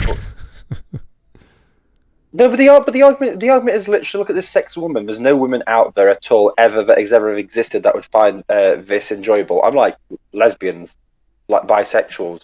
So, but like, yeah, we're still at this thing Gay because people, like we are because they comparing wouldn't this be that. I don't know. comparing this to Kratos, who fucks women. It doesn't like really like get this feeling there's for no him, comparison. even though like he never had sex before. That's what he's saying. I think I'm willing to bet that wasn't a joke. Like he actually. No, it's not. Well, it is a joke, but it's not a joke. See, we have to argue the point of who's buying these, who's this for. So the demographic is still the same male audience in general, majority rather, but no one is stopping anyone from playing this game. And if you like these kinds of these images, like or concepts of eldritch terrors or the church versus demons or this sort of magical like concepts, you're going to have a fun time. And that's the same sort of genre when I look at like the Supernatural show, where it's just this tacky veneer of mysticism and mythology, and they work with it. So you're like, all right, people like this shit. You know, there is an audience for it. And you have to appreciate it for what it is. What's bad about that? Not that it's this is objectifying women and when they're angels and this bullshit. You're like, no, it's just their rendition of what. Supernatural with was it as an act? Yeah. Oh yeah, that show's all about objectifying women with the fucking Winchester bro. Yeah, okay. That show ran for 15 seasons just on the fucking wet panties alone of the women. Like there was and that one crossover with Scooby Doo. And that one crossover was there was that. I'll admit to that. It was good, but that show literally lasted as long as it did because women found those two guys incredibly attractive. So. I'm trying to remember they got objectified a lot.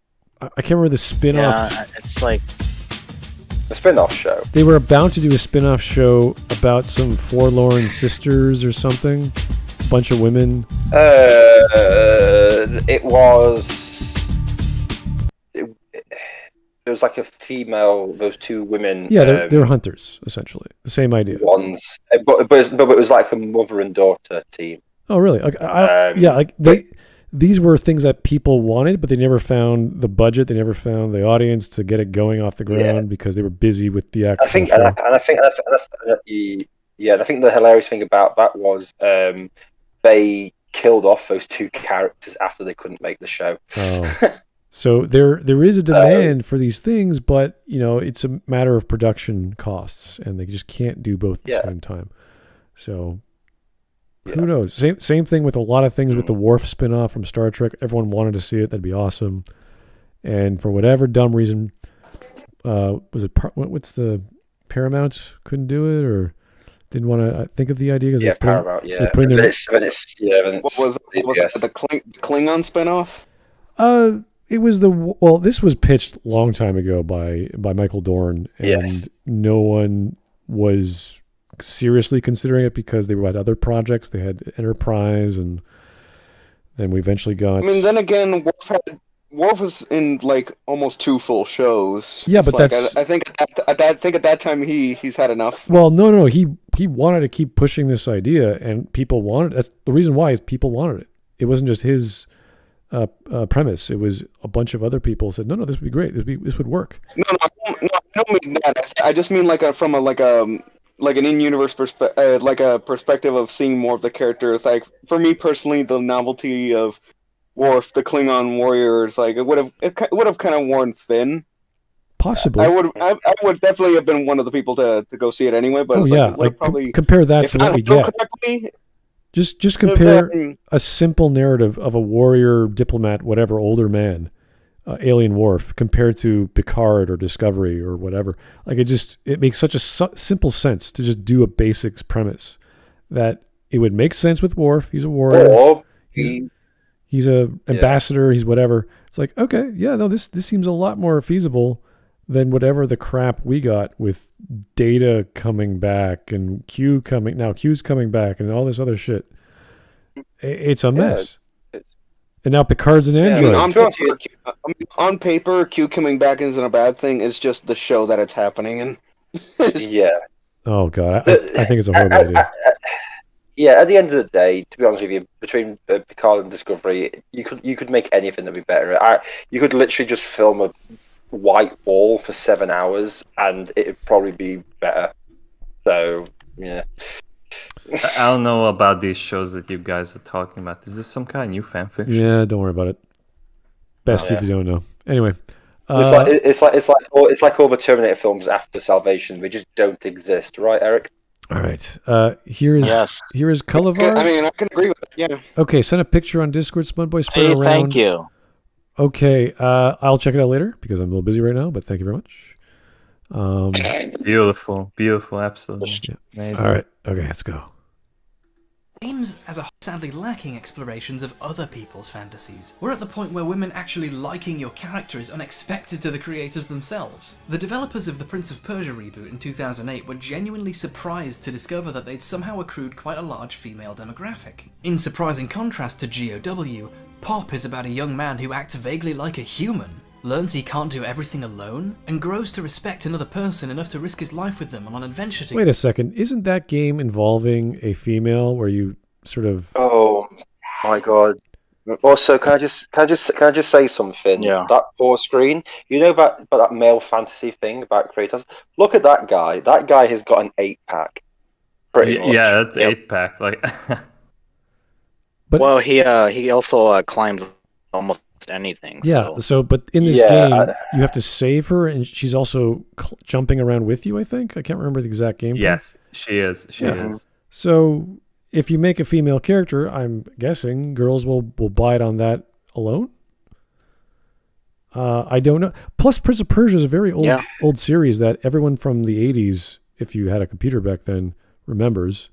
And I was excited about this. So, Even my parents played this game, and they really fucking hate video games. Yeah. Yeah, imagine Also, having a game appeal to everybody. Also, question: weren't they actually talking about the film version of Prince of Persia just then as well in that thing that he showed, not the video game? I think so. So what's this got to do with games? let's go see. Hey, yeah, just make sure it's right. Going back. Okay. Let me read some of this out. About Prince of Persia 8. Was that 08 or 2008? Or like, what is that? Was there ever any intention of making a sequel or revisiting the universe? Sort of like this. Truth be told, I don't know. Last I checked, sales weren't phenomenal, so I'd sort of understand if they would not want to, but stranger things have happened. I guess it certainly has its flaws, though. When I went to GDC to make a presentation about it for Autodesk, it made me realize this more than ever, most because 90% of the fans that wanted to talk about it were women at a GDC meeting. Okay. In their 20-somethings, I spent over a year contributing to the project only for all of us to realize, after all was done, that we somehow seemingly made a game for girls? Because you went to a GDC conference? The context is entirely different now. Oh my god. Right. What's the Okay. context? That has... Guys, if you ever go to a GDC conference, there's a giant hall, a series of talk rooms, or whatever you want to call them, lecture halls, and there's no one in them. It's empty. So if you're lucky, you'll get a small crowd. If you're popular, maybe you'll get a big crowd. But they're extremely empty. So it's not the E3 shows. It's for the geeky kinds of developer dudes or designer dudes who want to hear some speech by some guy they admire. And maybe so 9% could easily be there was 5 people and 4 of them were women. or they're just journalists. I guess. Journalists who just like want to. Oh, this is a female empowerment game. Blah blah blah. It's like okay, whatever. Sure. So yeah, kind of change the context. So like when I'm Those are not the willing to cafeteria. accept that there's a Prince of Persia game, especially for a PS3 or like Xbox. And like 90% of those customers were female. That's no. Yeah. Also, wait, was it like the movie tie-in game? That 08 No, one? no, 'Cause no. I'm sure the movie came out in 08, 07 or some shit. Like Around that time, yes. Around that time. I mean, well, did anybody actually take that movie serious? No. I mean, well, then again, you know what else came out at that time? Assassin's Creed, which pretty much replaced Prince of Persia. that. Well, yeah. With the kind of thing that they were trying to like force on Prince of Persia, yeah. It's like Assassin's Creed. Reminder that Assassin's Creed is just a Prince of Persia spiritual successor. Yeah. Also, yeah. I found out. I I got also the know guy who. from it too. Yeah, I also know who the person who's been attacked by the crisp wielding keyboard man is. Gingerman. I just heard it in the background again when you were talking. Okay. So yeah, that's fine. Carry on. Get the joke. There's no. Don't worry about it, Eric. Don't worry about it, All right. boy. Let's go.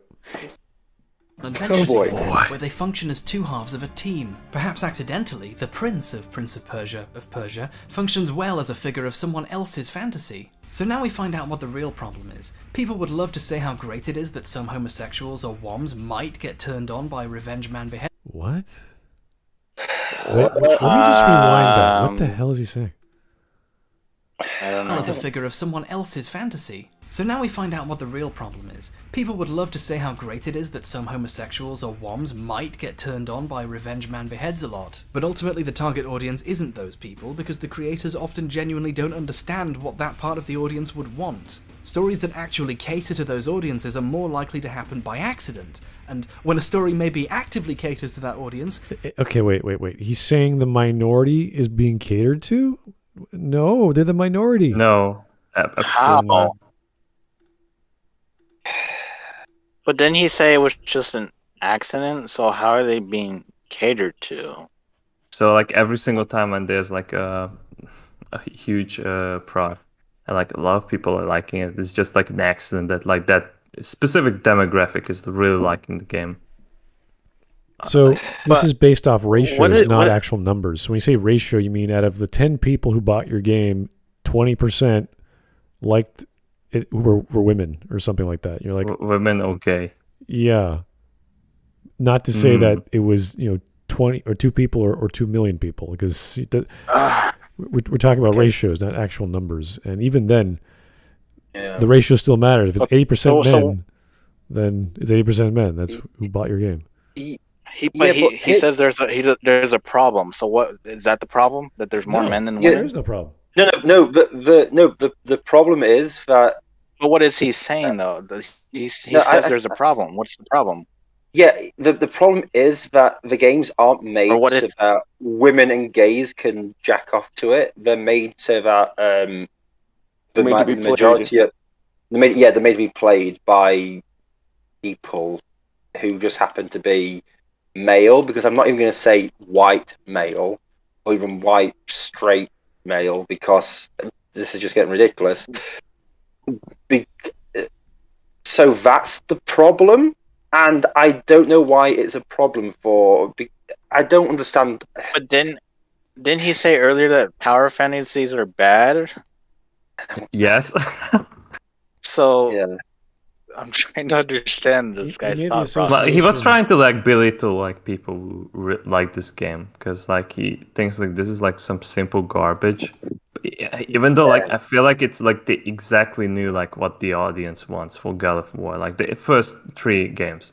The remake is something else. It's an entirely different game. But like these games are like a linear story and it's a hack and slash and that's it. There's nothing deeper than that. And like, should it be? Should it be like even deeper than this? No. I feel like this is exactly like what it No, aims. that's a personal taste. Yeah. No, but Mark, they want it to be deeper because they're gay and they like it. Well, deeper. they had to go deeper I don't because know. sex, but yes. Well, again, he Yeah. tried to associate the power fantasy with objectification. You're just like, why?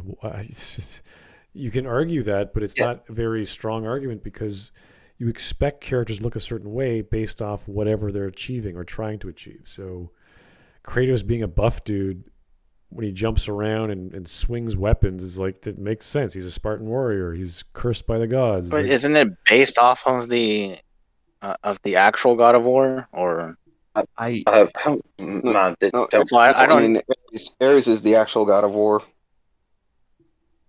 Okay. Yeah, Ares is God of War. right. And Yeah. he's fighting Ares at the end of the first game. So, which Yeah. But was- I just mean like the Greek mythology, right? They're all Ares. buff dudes. Aren't you gonna No, base it off of that? they're shapeshifters, so obviously they want to do whatever they look like to be Yeah, attractive. So, yeah. which is normal. And Mhm. Why Yeah. would you ever look at Greek mythology and statues and mythos and go, yeah, I'm going to make a bunch of skinny small dwarves? It's like, why? Why would you? I'm gonna Make make a a bunch. woman. I'm gonna make a bunch of hobbits because that's the Greek pantheon. You're like, okay. Yeah, not quite the most attractive That's- look from ancient Mm. Well, Greece. and that's why God of War is a bad example. I feel like if he's gonna talk about all this objectification and the power fantasy like within the all first men. example. Man, Like- this whole video is just a bad example of just like. Nah, this video is a and then bad joke. and then comparing comparing it to like other games that have no relation to God of War. Yeah, Like, Yeah, I feel this is just like a dig at God of War behind a wokey sort of video.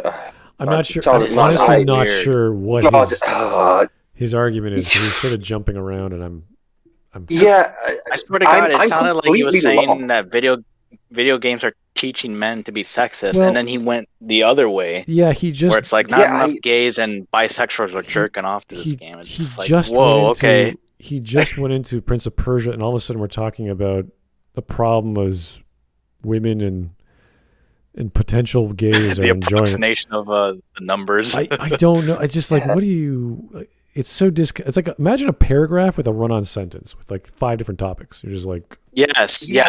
absolutely. what Yeah. are you doing? Exactly. And the- he's got a joke sprinkled in there, so it feels really, really odd. Also, one other problem: his tone of voice doesn't change. He's got the No, same absolutely, yeah. tone of voice, so you can't tell the difference between a joke, and I'm putting so many quotation marks around It's- the word joke right now. His And voice is his just so actual dry voice- as like Leslie Nielsen. So like you just exactly like you can't tell. I know. Like, when he's No, joking or not. don't you ever put Leslie Nielsen's voice in the same with this idiot. No, you take that back. We'll call him Shirley. You Well, you okay, apologize. You It's apologize just right a now. joke, Hawk. It's just a joke, Hawk. No, I know. I'm joking. Haha. Oh, Sure.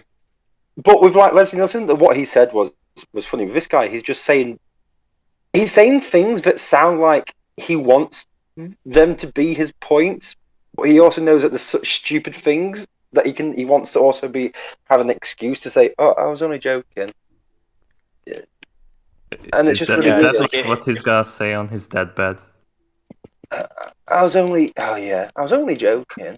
I just no, but I just wonder if he's a psycho. Like he can't understand what it means to be sarcastic. So it all Well, sounds I Don't would look at the argue- video when he's like in front of a camera. It's like He's- he has like a very weird stare. Like it's scary He's, to the point. He's Oh, not. God. He's not. I don't think he's gay because that's being sarcastic is gay. Or so Neurality's told me with Disney characters or some shit. I don't know. He's semi-bisexual. Yeah. Oh, right. Oh, well, and his profile pic is very child coded if you think about it. Is that a fucking banana? What the fuck Yes, is going yes, on he with is. that? He is in the banana Yes. suit, Okay. eating a banana. Anyway, Here's Cool Man It's 229. gay child coding, right? Thank you, Cool Man. When women can never be attracted to strong, muscular men, it doesn't happen. The only people who get attracted to fictional characters are men, obviously. Okay. Yeah, Yeah, it's such a weird. Arthur constantly. Yeah, it's such a weird argument to say, because his argument comes down to, like, he only thinks there's only three types of people in the world: straight white men, women, and then gay men. It's like, so what about everyone else? They just don't exist. No, it's very strange. Here's a donation from Tyler Preston. Oh boy, it's a video from hbomberguy. That's a name I haven't heard in a long time. For your information, he's friends with Sailor Nyberg. Oh my god. AKA Butts. If you guys remember that name. Oh my god. No, I don't. Should I do? Did you guys do a video on him? We might have a long time ago, but if you don't remember that, think the pedophile trans dude. Yeah. You're the kind of person who likes when you put them together. Hold the phone. Which one? Which one? Yeah. How do I describe her or it? The person. How do you describe? Who literally worked in a nursery or whatever you call the. Oh no! And he did so because he was attracted to kids, and he spoke about it or wrote about it on what was that chat software again? What server was that called? I can't remember the name. What, chat roulette or something? It was some chat software you downloaded in the 90s. Omega? No, but it's still around today, but it's not popular. Yeah. Anyway. Okay. That's oh no. Yeah, not cool. Anyway, let's just no. The mechanist, hey, how's it going? How is Fallout 3 bad if the mechanist is in it? Ooh, I don't know. How does that work? How do you I don't know. hbomberguy just doesn't like Fallout. I thought his name was the Mechanist in the game, but if it's actually pronounced Mechanist, then okay. Because if I see Antagonizer, what? That's what I just thought it was called from hearing in the game. Don't have a go at me. It's been a long time since I've played Fallout 3. Just joking. I'm just joking. I'm only joking. Oh, no, I really do hate that phrase, because there's a person that I know who will be like the most horriblest person and really like insult people, then go, "Oh, I'm only joking." You know, when someone gets annoyed and you're like, "Oh, you slimy little bastard," and you just you just want to punch him square in the nose, and he just goes, "Oh, I'm only joking." You're like, Yeah, sure, joking. Round. All right, Yeah. let's keep going. Anyway, we can continue. Guess who starts complaining? Square Enix even had to change a male character's outfit in Mobius Final Fantasy because it was deemed too much. We're seeing a game space consciously being altered to suit the ideals of a specific group at the exclusion of others. They didn't cover up this guy because the women problem or is gay that men like he preferred and covered up. brought up like Trace's butt like at the very beginning of this video as like he made fun of the people who were trying to like get back the original pose, which was like too sexist for some of the fans. And now he's like complaining that some people like got their thing with like the male characters. So, like he's so two-faced about this thing. It's disgusting. But isn't this in Japan where the complaints came from, or was it in America as well? Whoa! What the? I honestly don't know. Kind of doesn't care about this shit. I'm glad Eric heard that, but anyway, carry on. Yeah, they don't care about that shit. No, but like, like Japan doesn't care. Okay, yeah. Yeah, but he has like a double standard. Yeah, he is two-faced, and I just think that well, I say two-faced. I think it's more the fact he's a fucking moron. Well, that's one thing, but we all know that. Yeah. Yeah, but so I just.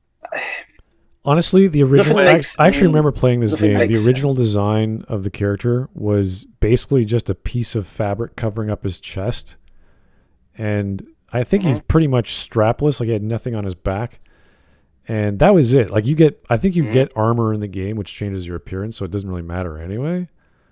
But it really made no difference. Like I don't know anyone who cared what the hell he looked like. He was just buff. I remember playing this game years ago, and I don't remember a single fuck given about it in my group of friends. I played it for about a month. It was like, this is kind of strange because I wanted to download a Final Fantasy mobile game or whatever the hell it was. And I was like, all right, let's try it out. It's like, it's fine. It's repetitive. It's a mobile game, yes. It's not that great, but I played it for a bit. No wonder I never heard about it. Oh, so it's a mobile game. So who the hell cared about this? I don't know. It's a mobile game. Does this guy seriously go on and finds the article and assumes that everyone just bitched about it? Really? I guess. It's kind of like the Kevin Echo videos that like, I don't even remember has a Nazi problem. Detail though. It really has, that was there. Yeah, it really has nothing to do with how attractive it was. It was just a bad design. Like it was literally a piece of cloth that's somehow attached to his chest. It looked dumb. Also, how is this a power fantasy? No, it's not. Wearing one piece of cloth. Yes, it's totally not. Now? Yeah, no. It's the game was not great. Just having good design. It just going out with the Speedo is now power fantasy. Maybe. Final Fantasy, it probably would. Oh my god. Borat is a power fantasy for men. It's just, well, obviously. All right. So let me guess. When people bitched about Sonic's appearance in that movie, does that mean that was also a power fantasy as well? Yes. We want good designs. Yeah. Sure. We were objectifying Sonic. Well, yeah, objectifying Hedgehog. Well, the fans were doing that for years beforehand. Let's be honest. That's true. I'm getting very, very lost with his argument now, because A, he's flitting about, and B, he's interjecting terrible jokes, not changing his tone of voice for the jokes. Yeah, there's no good transitions. I'm still waiting for this joke to be over, honestly. Honestly, I wonder what the hell he's talking about. This is a weird video. I'm like, what is he on about? There's stuff he doesn't like. There's stuff he doesn't like. Yeah, that's what I mean, Smud. I don't know. I don't know what his actual point is. I don't know what point he's even trying to get towards. I honestly, God, I'm forgetting what he's actually on about, because he's flitting from so many different things. I'm like, wait, slow down. What are you like on about here? You've gone from apparently Kratos there's a problem. You've gone to Kratos to someone in Final Fantasy mobile game wearing just a piece of cloth. I'm like, right, what is this? So, okay, that's fine. But you were complaining about the fact that there's an entire Dark Souls class which is just you're a blank slate wearing nothing but a cloth. Where was the hate there? But here's the thing though. He goes, the problem is that games aren't designed for women's and gays to jack off to, pretty much. Now he's complaining about the fact that people complained about a guy being covered up because he was just wearing a piece of cloth. So the game was designed for these people. It was changed, and they wanted it to turn back again. And now he's saying that's a bad thing. And I'm like, wait, so it's a bad thing that people are doing what you just said? My head, it hurts. I don't know. It's so weird. And I'm so tired. Like, we jerk off to it. It's like, just go on the internet. There's websites. My head is hurting from the double standard. Can we talk about the story and the characters? It's not going to all this nonsense and nobody really cares about. Nobody has time to really care about it. Well, oh my god, no! Seriously, I'm like with Gingerman. My head actually hurt trying to figure out what he meant. No, mine is too. That's what I'm saying. You're not the only one. All right. Oh, let's try and get through this, because I don't think he's going to give us any answers. But Mechanist, how are you doing? It's pronounced the Mechanist. It needs the. Okay. The Mechanist. All right. Yeah. Mecha and Nist. Because he yeah. In other words, he's telling you to go back to school, scrub. Okie doke. All right. But I pronounce it the way he just said. it was pronounced. Anyway, we're more than halfway done. We're talking about other things. Let's get back to the video and see where. Yeah, let's go. Yeah. Covered it up because See where he's going, over a cliff. But where's the uproar? The complaints about self-censorship? If you move a character 2 pixels over on the Western version of your box art, there's an army of people crying foul, hearts ready to bleed for the creator's vision of how the panties were supposed to look on an advertisement. People seem to only care about waging internet war to defend the creator's artistic freedom when it's the freedom to service them in particular. The freedom to service someone else is treated like a mistake or mostly ignored. Save Tracer's butt, but whatever. Right, okay, right, seriously. Okay, he does the same thing. A fucking mobile game versus an actual proper game. Like, people knew about Overwatch. This is a mobile game for Final Fantasy, Spin-off. 800 spin-off. It's not even a main series. Yes, it's a main series. So, yeah, fine, great. That's like, you're complaining about... This is 2 completely different things. You've got one game that's got a huge, massive fan base versus another game that's just a fucking mobile game. It's like me getting angry because my fucking Wordscape decides to change its language to Greek. And then people go, well, not enough people complained about it. Well, yeah, because it's a fucking mobile game that barely anyone uses. Well, and you also have to look at what the complaint even is. Is it dumb? Is it something actually to argue about? I don't know. Yeah, but it's fine. They cover this guy up. Okay, that's great, but not a lot of people complain about it. Well, how many people played the game? How many people had the game to even know that this was happening to make the complaint? There's a lot of context. He read an article made by some loser, and that's enough. He read one article somewhere in the world. It's like, yeah, wonderful. What was if I didn't read it? I wouldn't know that this was happening. And it's like, well, that's because you're a misogynistic, patriarchal, communist, Nazi cunt. And I'm like, yes, absolutely. Yeah. Well, it's not that I'm busy working a job, living a life. It's that I'm just a patriarchal Nazi. Versus the guy who has all the time on his hands in the world to be cherry picking and to be looking for this specific information to complain about. Yeah. So yeah, not enough people complained about this. Well, if only 5 people knew about it and 4 of them were fine with it, then you only get 1 person complaining. Sorry, that's how these things work. That's how life works. No, buddy. people play all the video games at once, you know. Yeah, play all the video games all the time. Yes. Yes. People have time for this. Yes. Yeah. It's like what Smudge said about the. It's just ratios. It's like 50% of these players complain about it. Yeah, but if there's only 4 players and it's only 2 people in total who are complaining about it, so I don't care. Or just one guy with 4 alts. Yeah, in this example, we're talking about Japan, where they're very open with suggestions and obviously with sexuality. So to them, if they made a change, that means they thought it was bad too. Not for the reasons that this guy's talking about. Yeah. It just was a bad design. Yeah. And the one on the left... That's perfectly fine. The one on the left is not the full design, I don't think. So it's a very specific... But also, the one on the right looks better than the one on the left. Yeah. Because with guys, that just does not look good. As in, like, I doubt even, like, a lot of women would look at that and go, that's nice. That feels like that looks kind of silly. Yeah, I wouldn't jerk off to this. Good to know. Yeah, exactly. Thank you. All right, we're more than halfway done. This shouldn't take too long, I hope. Yeah.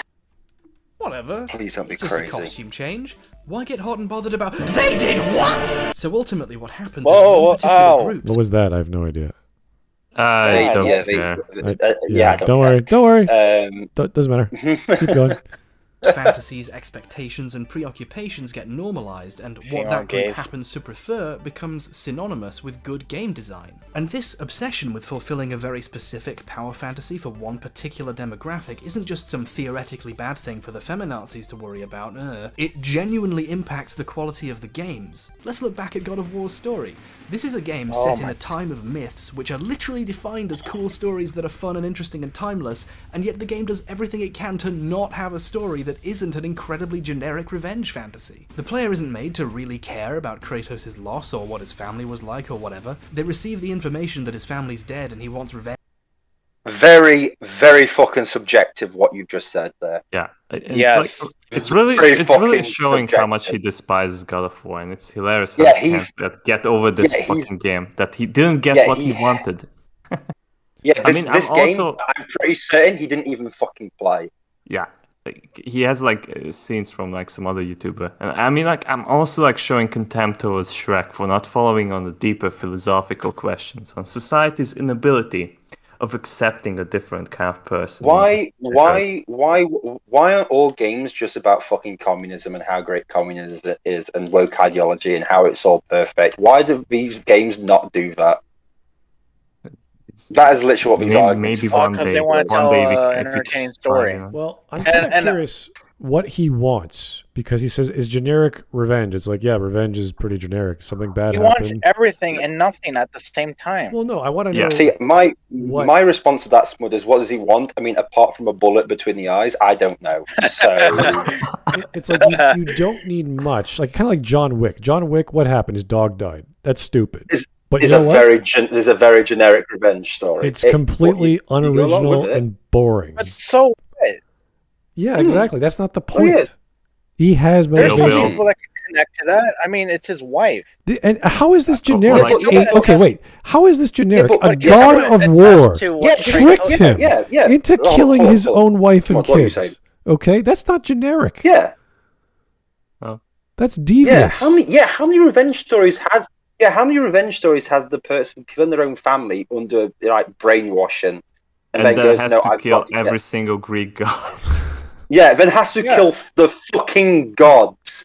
Well, and can Sounds someone generic. attest to if it's because he's saying, "Oh, it wasn't emotional enough." Like, can someone attest to that if that's even true or not?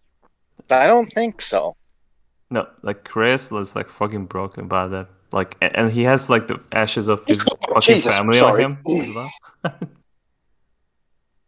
Yeah, sorry. He's fuming with rage from that. Yeah. And this is, and That's also, the game. I wasn't very invested. That's subjective. Yeah. Yeah, imagine Cool. That's bro. highly subjective. If John and you Wick shouldn't had the use it as a painted main argument. blood of his dog over his nose, and he went through the entire movie just with this tattoo of blood that's caked on his nose the entire time while he's fighting. That would be kind of original. I mean, kind of. But I'm just the way you said that. I just actually now imagine Hawk because he has blood on his nose. it's kind of disgusting when you think about it. He never takes a shower for 9 years. Yeah, exactly. It's like, Hawk, I know it's a cool look the first time you did it, but it's kind of old. Really gross. But also, blood starts to stink when it gets stale. So could you fucking wash? So Kratos has the bodies of his dead wife and kids cremated and put onto his body like a curse. Okay? Not unheard of. Curses aren't unheard of in the fantasy world, but not unoriginal either. So I don't know. He doesn't like it. We get it. That's fine. Yeah, it's fine. Yeah. He wants Yeah, revenge if you as a don't like flimsy it, that's fine. justification for what they were already doing in the game. It's uncompelling, to say the least. You can say the story doesn't need to be deep, and it doesn't That's need true. to be. That's true. I mean, if you think about it, no story needs to be good. Heart of Darkness didn't. No, deep does not mean good. Deep means Whoa. Gee, Whoa. man, you are literally the Whoa. thickest book I've seen today. I can't say doesn't- ever because I did Smudcast earlier this week, but deep does not mean good. That- Not- Deep story and that's- mean bullshit. That's an Not- oversimplification not right there. everyone likes Heart of Darkness. Okay, it's not. It's one I of those thought- books that were standard reading for everyone in high school, but not everyone enjoyed it for obvious reasons. Yeah. Sometimes they couldn't relate to it. Sometimes the prose was too slow. Joseph Conrad's not the greatest writer. Yada yada yada. There's all kinds of reasons. Mhm. However, historically, for what it represents, really cool. If you're into that sort of what happened during 100 years ago in the Congo, what was that? What was that Yeah. like? And what would you do if you're on this boat and there's all these other people there and some of them aren't free? There's all kinds of weird things happening. So it's hard to grasp if you don't understand the setting. Also, I do laugh because when people talk about Heart of Darkness, what they're actually talking about is Apocalypse Now. Yes. Okay. And that's no because that's what the adaptation of that's what they took Apocalypse Now from Heart of Darkness. You could say it was inspired for sure. Yeah. Yeah, it's inspired. But what I'm saying is, when people talk about it, they think it's exactly like Apocalypse Now. But you know what I mean? It's like I feel that a lot of people when they bring this up, it's like you've not read the book, you've watched Apocalypse Now and have been told it's based on Heart of Darkness, and you're like, oh, it must be exactly the same. By the way, that Lion King is based on Hamlet. Or maybe somebody just told him about it, and he vomited onto this video. Let's not bring up that misconception again. Well, it's based on Hamlet. Yeah, sure. There's all kinds of books you read in high school which you're like, I'm not so sure about that. Even the science fiction ones like the Chrysalids or Taming of the Shrew or any other Shakespearean play which was adapted to a story. I mean, it's not for everyone. It's complicated. So that's kind of why you read them as a kid, because you're like, you get a flavor and understanding of these things, and why not? And it figures out what you want to do in life, that sort of thing. So like this video is based on the Communist Manifesto. Obviously, he's got it right on his desk as he reads through the pages. That is literally 90% of YouTube videos are just based on the Communist Manifesto. 90%. Yeah, and the other 10% are us, and then whatever EFAP does. All right. So, so far, like he hasn't said anything about capitalism, though. Yeah. So, in Shapiro regards, part of the Communist Manifesto. in regards to his arguments, he is now. to make an analogy, just because you have a really really tall layer of cake doesn't mean each of those layers is going to be any good. Okay. Yeah. The simpler, the better, usually. And I like that. Yeah, that's it. Plus, I like cake. So that analogy works. Okay. All right. Here's Alex There's Halo. nothing wrong with cake. Alex Halo. What kind of cake are we talking about? Is it chocolate cake or any vanilla? sponge cake will do. It doesn't matter. All kinds of sponge cakes in the world. Italian, So French, what did Alex Halo say? Asian, you name it. Everyone knows sponge cake. Anyway, don't worry. Alex Halo. People don't play that phone game. They do play FGO. Yes, I know. FGO is very popular. So, and yes, it's Fate. Thank you, Alex, of course. I'm glad Alex Halo was here. I'm glad. Yeah, I'm glad Alex Halo Just was to here remind us which game of people our play on phone. Because otherwise, I would have a clue. Yeah, our daily trivia of Fate. It's always nice to have. Okay. Yeah. Next we're gonna get a guy. We're gonna get a guy who has stock tips every day. It's gonna be like, we should invest in Microsoft today. Oh, okay, thanks. You should invest in the next Fate game. What? Alex Halo just nodding silently in the corner. Do it. Yeah. All right. Anyway, let's learn about the depth of Heart of Darkness. Okay. Need to be ace either, but imagine for a second if God of War's story was surprisingly meditative on the nature of vengeance and used the death of the... What the hell did he say? Meditative? Meditative. What does that mean? What is that word? Well, I think he means it's what happens. It's what happens when you take medication, but you take so much you stutter your words. So like Coke? Well, yes. This could have just been a British thing where the word is meditative. I'm serious. This could be a British accent thing where the pronunciation. No, mate. It's cadence. Oh, you fucking Brits. It's cadence. No, this is how you pronounce words in a certain tone, in a certain dialect, in a certain language. No. Yes. Meditative or meditative? Yes, damn right, Hawk. Yeah, that's fine, but not like you don't pronounce it like that, and don't just say it's a British thing. No, I speak for all proper Brits. No. Okay. Is this something? Like Danish. Is this something like aluminium and aluminum? Oh God. Hold on. Are you nice to bring up the H thing, because this is going to be a very long stream. So anyway, what he's trying to say is Kratos needs to have more depth than have a John Wick insert. He can't just be a guy looking for revenge. He should be contemplative. He should be thinking about life. Why is he doing it? Yada yada yada. All this crap, which would be nice. Well, he does think about why he's doing it. Oh yeah. He wants revenge. Yeah, He's thought about it. I want revenge. but he wants this weird inner conflict crap and all this other dreamscapes and stuff like that. I'd like to use Punisher as an example because that's the guy that gets revenge, and then it's like, okay, what comes after that? Yeah. Right. And he's become obsessed with eliminating the criminal mob, Right. basically. So he just wants a different story. And you're like, okay, again, these people do this every time with a game they like or don't like. They will, if only it had this Make one, element, bitch. or if maybe the story was like that. He just wants one with a woman. No, not necessarily. I'm just being specifically to games people have gone through. So maybe he hasn't even played this game. I have no idea. Mm-hmm.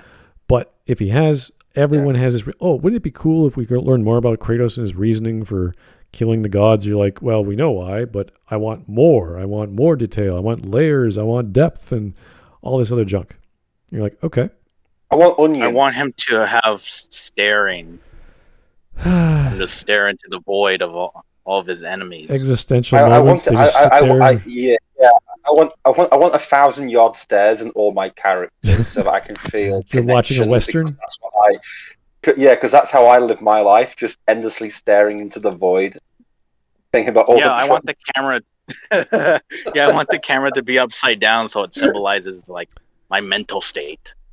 I don't even know if they did that in Ghost of Tsushima. Like, obviously they had lots of standoffs, but it wasn't like the 20-second one camera angle pose where you're just watching these guys stand and stare at each other. And you're like, what are they doing? Like, what's happening? Which happens a lot in Japanese cinema. Like cultural? Yeah, that's what I was gonna say. Yeah, no, it's even the movie I watched with Wisp last week, Super Survivor Style 5 or whatever. There was a scene right at the end where this woman, she's running to this get her recorder she forgot and dropped at a diner, and she's running. And finally she says, what the hell am I doing? And she stops. She's right outside the diner, and we just watch her stand there for 20-30 seconds. It's like, why are we doing this? What's the point? Mm-hmm. And it's to show that feels like Family Guy joke sort of thing, where they just stand awkwardly still for ages. There is a certain totality to the realization she came to in the scene itself, because she's exhausted physically. She's been running, and she just stops and goes, what the hell am I doing? And you're like, yeah, what are you doing? And there's no movement. She's just bent over, heaving, she's breathing, and that's it. Like, that's the whole scene. It cuts to another scene within 30 seconds. You're like, we didn't need 30 seconds of that. We needed 2 seconds. But they want to be stylistic, and of course that entire movie, if you can even call it a movie, is avant-garde.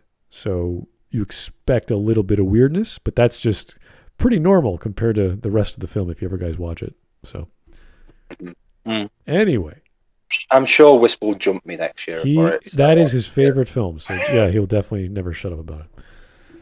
Anyway. Let's get to the depth of Kratos in God of War 1. Surprisingly meditative on the nature of vengeance, and used the death of the ancient gods as a metaphor for the actual collapse of those belief systems, and Kratos was relatable on some actual emotional level. You got all the... He was relatable on a very primal emotional level, which is kill... just because you have no feelings toward your family, you fucking psychopath, doesn't mean that other people won't have feelings towards losing family. Yeah, so revenge, I think we can all relate to that. We get angry.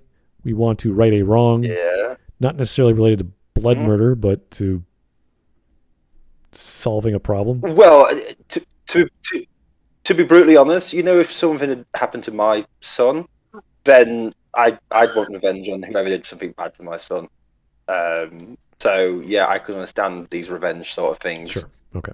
So it's, but then again, that's something as being a father. If you don't have that thing, this is not trying to sound like dickish or anything like it, you can say, well, I don't get it. But at the end of the day, you on a primal level, you can understand certain, bits of revenge. That's what I mean. Like, once you have... Yeah, but like, the hbomberguy is a lab experience.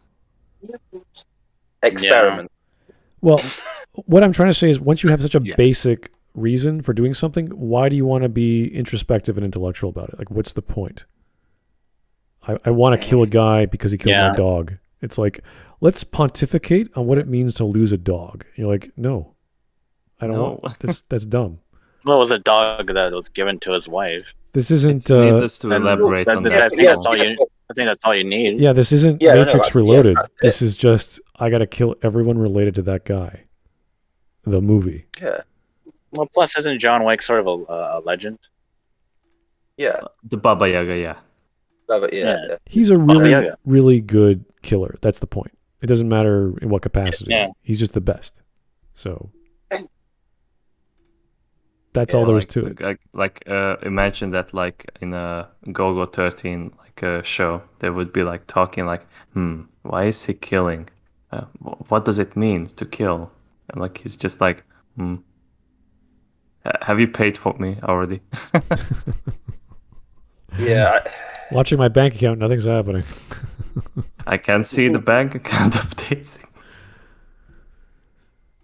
Yeah, there's no need to have these weird... we talk about Lone Wolf and Cub. There's lots of moments where the target, the person asking for the assassination, the characters involved have bits of revelation. As well as Lone Wolf and Cub. There's that one episode where he has a revelation as well. And we go through the scenes. It's a comic book. It's a manga.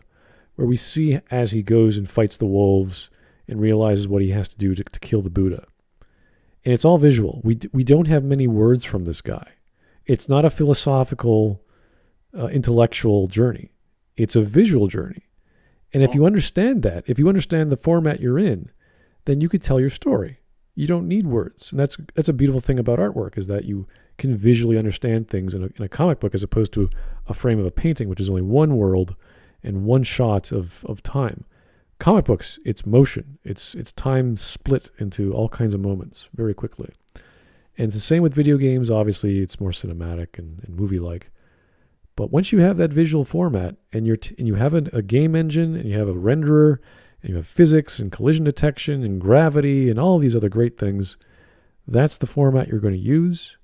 That's how things are going to look and act out. And the fact that they can do that, I think, is much higher form of storytelling than just words on the page. Now, doesn't mean it's better. Doesn't mean it's more intellectually understood or being able to adapt more ideas, but that's the format, and that's what you work with. So I don't think God of War would benefit. We looked at God of War 4, right? It's more dramatic. It's more introspective, but it's still the same idea. Obviously, the gameplay is a lot different. That's the problem with God of War 4. It's not the same game. It's something else. They've created something else. They just wanted more depth, and they got it, for better or worse. Yeah, it's not even a revenge, right? It's just you go on this journey with your son to spread the ashes. Exactly. It could have been. They could have been delivering a cake. It doesn't matter what they were doing, but cake. But the fact that they had this solemn promise to their mother or to their wife is kind of okay. It's a little more sentimental, but it doesn't heighten or decrease the value of the task itself. So being more intellectual, is it an intellectual plot? If it's not, then what are you doing? If it's a murder mystery, I want some intelligence. I want a smart guy figuring stuff out. You can't have a dumb detective. It doesn't work. You could have a gumshoe, then it's a gumshoe story. Then it's a guy doing the street beat. He's hitting the streets, he's talking to people, just word of mouthing everything, waiting for forensics to come back, finding the doctor who did it, all this basic investigative stuff. It's hard work. Then that's a police procedural or a real life fictional story, whatever. You don't turn that into a golden age murder mystery with British jarls and all sorts of other lords and ladies and this crazy inheritance plot of who killed who for what money. And it's like, wait a second, a gumshoe wouldn't work. You're in a different genre or subgenre. So there's a time and place for everything, and that includes the format and the medium of what you're trying to explain. And God of War, I'm sorry, is not an intellectual introspective story. until we hit number 4, and then it's a different game entirely. So he got what he wanted in the later game, I guess. I don't know. Anyway, here's Yojimbo. Hey, how's it going? He wasn't obsessed with revenge against Ares. He was tasked with killing him by Athena. All he wants to do is end his PTSD and start a new life. Okay, great. Good stuff. Okay, 8 minutes. Whew. Hold on. Oh, I got, for some reason, Discord has kicked me completely out of everything. So just give me 5 seconds just to... All right, here it is. Tyler Preston. A wise man once said this: plot in a video game is like plot in a porno. It's expected to be there, but it's not that important. Of course, you're talking about John Cormack. Great guy, great developer. That was the 90s. Yeah, the 90s, when like the early 90s. Quake. Yeah. So Wolfenstein 3D. So different mentality, different genre, different game. Because to him, gameplay was everything, and he's the guy who invented Quake, and everything was hardcore gameplay. So little different once you start getting more than 16 bits of memory to play with. So once you get to like the 21st century, that way of thinking is just so outdated. Even when you're talking about Nintendo games, there's some stories in there as well. So yeah, and unfortunately, that's the only way to tell stories, because there's not much else you can do with 8-bit or 16-bit carts that can only hold, was it 9 megabits or 16 megabits? So it's just it's not the same. So you got to slam a lot of text in there. Anyway. Murder, but you got character and story with it too. Wouldn't players be holding this up as the game they'd always wanted? Or would it really totally ruin the experience? When Gears of War 3 inserted some small elements of genuine pathos to the story, just a smidge, just a whisper, a sniffle, oh, he took off his hat because his friend died. Now I know he's sad. The players who were... wow, that's really disingenuous. Come on. No. He took his hat off because the war was over and he can finally fucking rest. Holy fucking shit. Dom's been dead for 2 chapters by then. Yeah, wow, that's... Wow. Now we know I that think it was bad. hbomberguy, go sit with Cavernacle in their fucking don't know what you're fucking talking about chair. Or just fuck off in general. Like, so you don't have any clue how the world works, can we say, and you want to pretend like you do. Can we say that he hasn't played that game either? Yeah. Yeah, he hasn't played that fucking game either. Holy shit, because that is actually quite a poignant scene, because he sat down at the end and he goes, what have we got? Because obviously mankind's been pushed to fucking near extinction, and Anya just sits down, we have a tomorrow. And it's like, oh my god, that's actually kind of poignant, and that's actually kind of a good thing to say, because that's what you've won. You've won the fact that you have a tomorrow. Today it isn't going to be the last day. Oh my god. Oh my fucking god. That's why he sat down, because his dad also died just fucking 5 minutes earlier. Literally got turned to ashes. And before people start saying stuff, I don't know anything about Gears 4 Plus because that shit don't exist. Yeah, it doesn't matter, because at the time he was making this dumbass video, I don't think 4 existed yet, right? Wow. I don't care anyway, but that's just such a disingenuous point. Wow. Absolutely, yeah. What a retard. The players who weren't deriding this as gay emotional complexity crap found it surprisingly touching, and that it added something to their experience. Gears of War 3 delivers some truly emotional moments and boasts the best storytelling the series has seen so far. The video Look at a GameSpot review. Wow. What does this have to do with anything?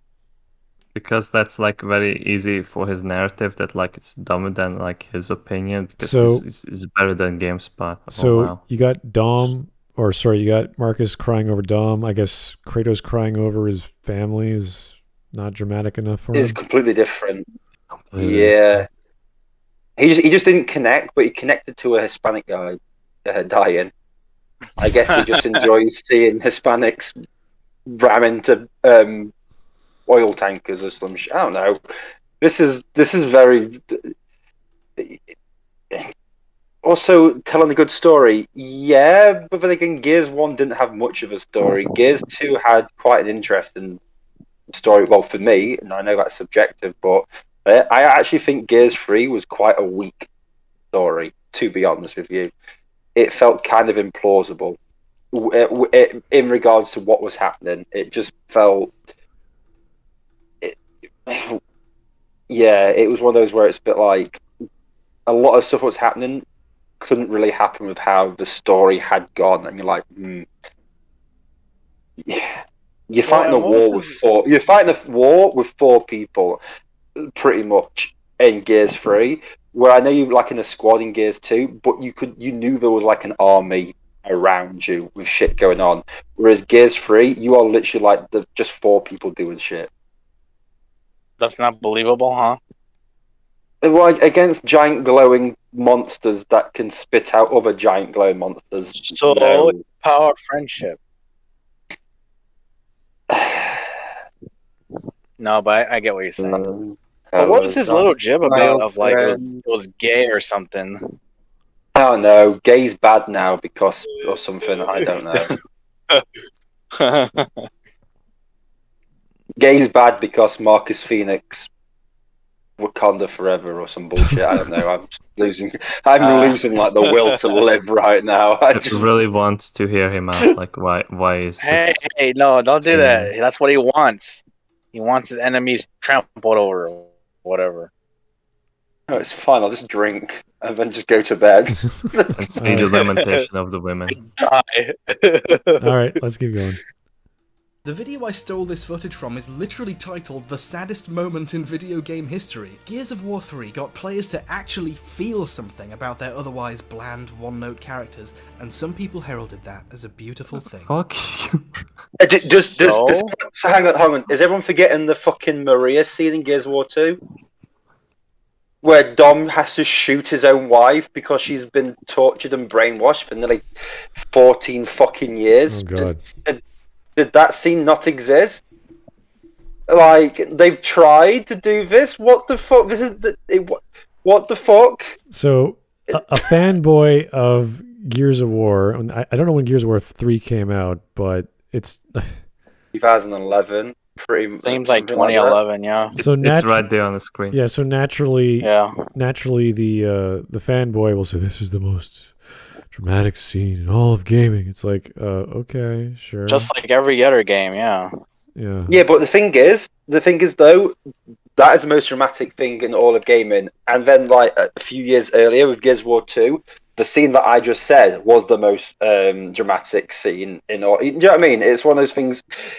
Oh, Jesus fucking Christ! Yeah, there's no such thing as the most drama. It's just the most well performed, you could argue. But then you're talking about the mechanics of the scene and the camera and the angle and the lighting and all that other. Well, because the reason why that scene with Dom dies is dramatic is because they play Mad World before, like the instrumental version of Mad World, which was the song that they used in the very first trailer. So there's like there's a meta thing behind it.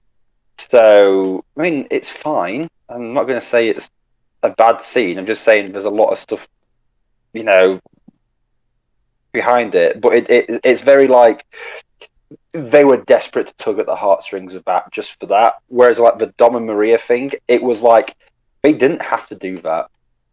To be honest with you, she could have literally just been a dead body, but they went, you know what, let's do this scene, and it was like, they actually pulled away from Dom actually killing him to like Marcus down away, and you hear the gunshot, and you see Marcus's reaction. You don't see Dom's reaction; you see Marcus's reaction to it, So it was quite well done. But anyway, that's just me being a Gears fanboy because I've played the games.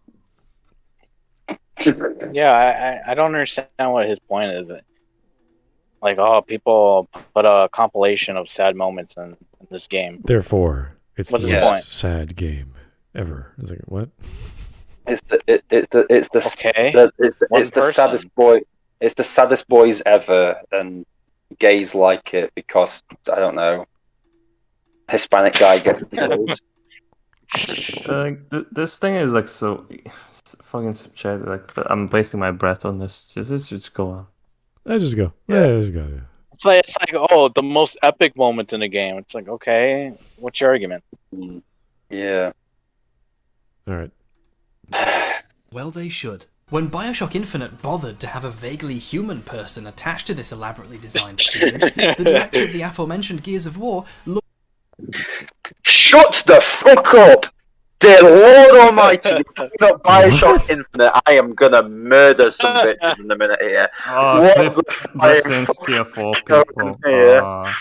This is the guy who like was bragging about like they're making like non-binary toilets, like or gender neutral. What does this even tweet even? What does this tweet even mean? Something eerie about the timing of the loss of Roger Ebert and the release of a true game as art in What? What is that? A true was he game smoking? as art in Bioshock Infinite?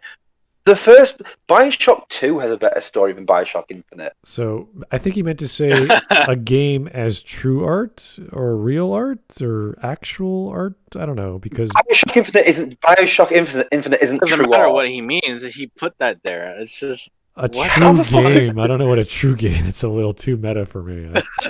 Yeah, but also, what the fuck does Roger Ebert dying have to do with the people making Bioshock Infinite? Were actually waiting for him to die before they released it because it's true art. That A fucking countdown in their offices. No, finally, Viking boys, we can release the game. Good news, everybody. Bring out the champagne. Let's go. Yeah, Roger Ebert's croaked it. We can release. They were waiting. They were waiting to they like review this bitch. Yeah, no, they were waiting to release their amazing artistic piece, but they're waiting for Roger Ebert to die so they wouldn't be called unartistic. What? No, that's retarded. That's a stupid argument. Like the guy who watches movies is like, I don't care about video games. It's like, yeah. Roger Infinite was the cause. Yeah, no, but Roger Ebert was like, how old was he when he died? Like closing on 80s. I think he'd even stopped doing movie reviews. He's like, Bioshock, what? He was sick, terminal sick. He was really sick. Yeah, he was falling apart. Yeah. Yeah, but so what? Oh, Jesus fucking wet. I'm living in an alternate universe here. This is Hopefully not real. this is a joke. This is not a real life thing. I'm gonna wake up and everything's gonna be fine. Mark, Mark said something about non-binary toilets. What is that? What was he had basically a game. I think it was an FPS game, and it fucking bombed because nobody cared about it. And like he was like putting a lot of money in it, and then like he had like tweets where he was bragging about that, like, hey, look, we are like doing like the game of the future where we accept like new things, and then he was like showing that like, hey, we have like gender neutral toilets in the video game, and I'm like, oh okay. What? It's just like it's not even like a playable area. It's just like a fucking prop. So it's just a public toilet. Yes, and you can't even enter. What does that even mean? Nothing. It's just like and like he got his money from. Why is that VR thing that like Facebook bought? Like shit. I know what you're on about. I just can't. Yeah. Not the HTC one. Yeah, the Oculus Rift. Yeah, but that's like he put a bunch of like stocks there before like it blew up, and then like he got a bunch of money from that, and that he used for like his projects and such. But like he pretty much lost it. This is just Oh, Jesus Christ! Also, What are we living in? I always find it quaint as well whenever they find tweets, and I look at the likes and retweets, and even though I'm not on Twitter anymore, I could easily beat the number of likes and retweets by just putting "lol gonna fart" and they're like a jacuzzi today. So That's why Twitter banned you. no, Twitter banned me because I called someone a retard, and I'm okay with that. Yes. They got mad for you stating facts. Wow. They got mad because some guy was harassing Shiny, and I said whether he was actually mentally retarded, and then Twitter went, "You were mean," and I was like, "I'm not mean. I'm horrendous and horrible, but I wasn't mean to the guy." I'm just, Didn't you like then being a proceed fact, to like though. call Twitter like retarded? So like. Oh they yeah, sound like- no, because they did a review and said you were still going to ban you, and I told them to fuck off and take the faggoty fascist system and shove up their ass, so at least they could get some sexual gratification.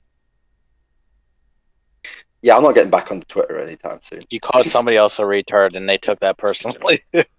Yeah. Oh yeah, because that's why I actually put when I tried to make another account, and they said no, it's you. I went fuck off, you retards, just because I called someone you liked a retard and you took it personally. Good. All right. Good let's times. Anyway. try to get over this. Or lauded it as proof that games had finally become art. Yeah, sure, maybe more of this isn't needed. Oh my God, Cliff! He's the guy who, because I didn't read it because the title of the thing, Power Fantasy. Yeah, he did Gears of War. Yes. Yeah, he did. Yeah. Yeah.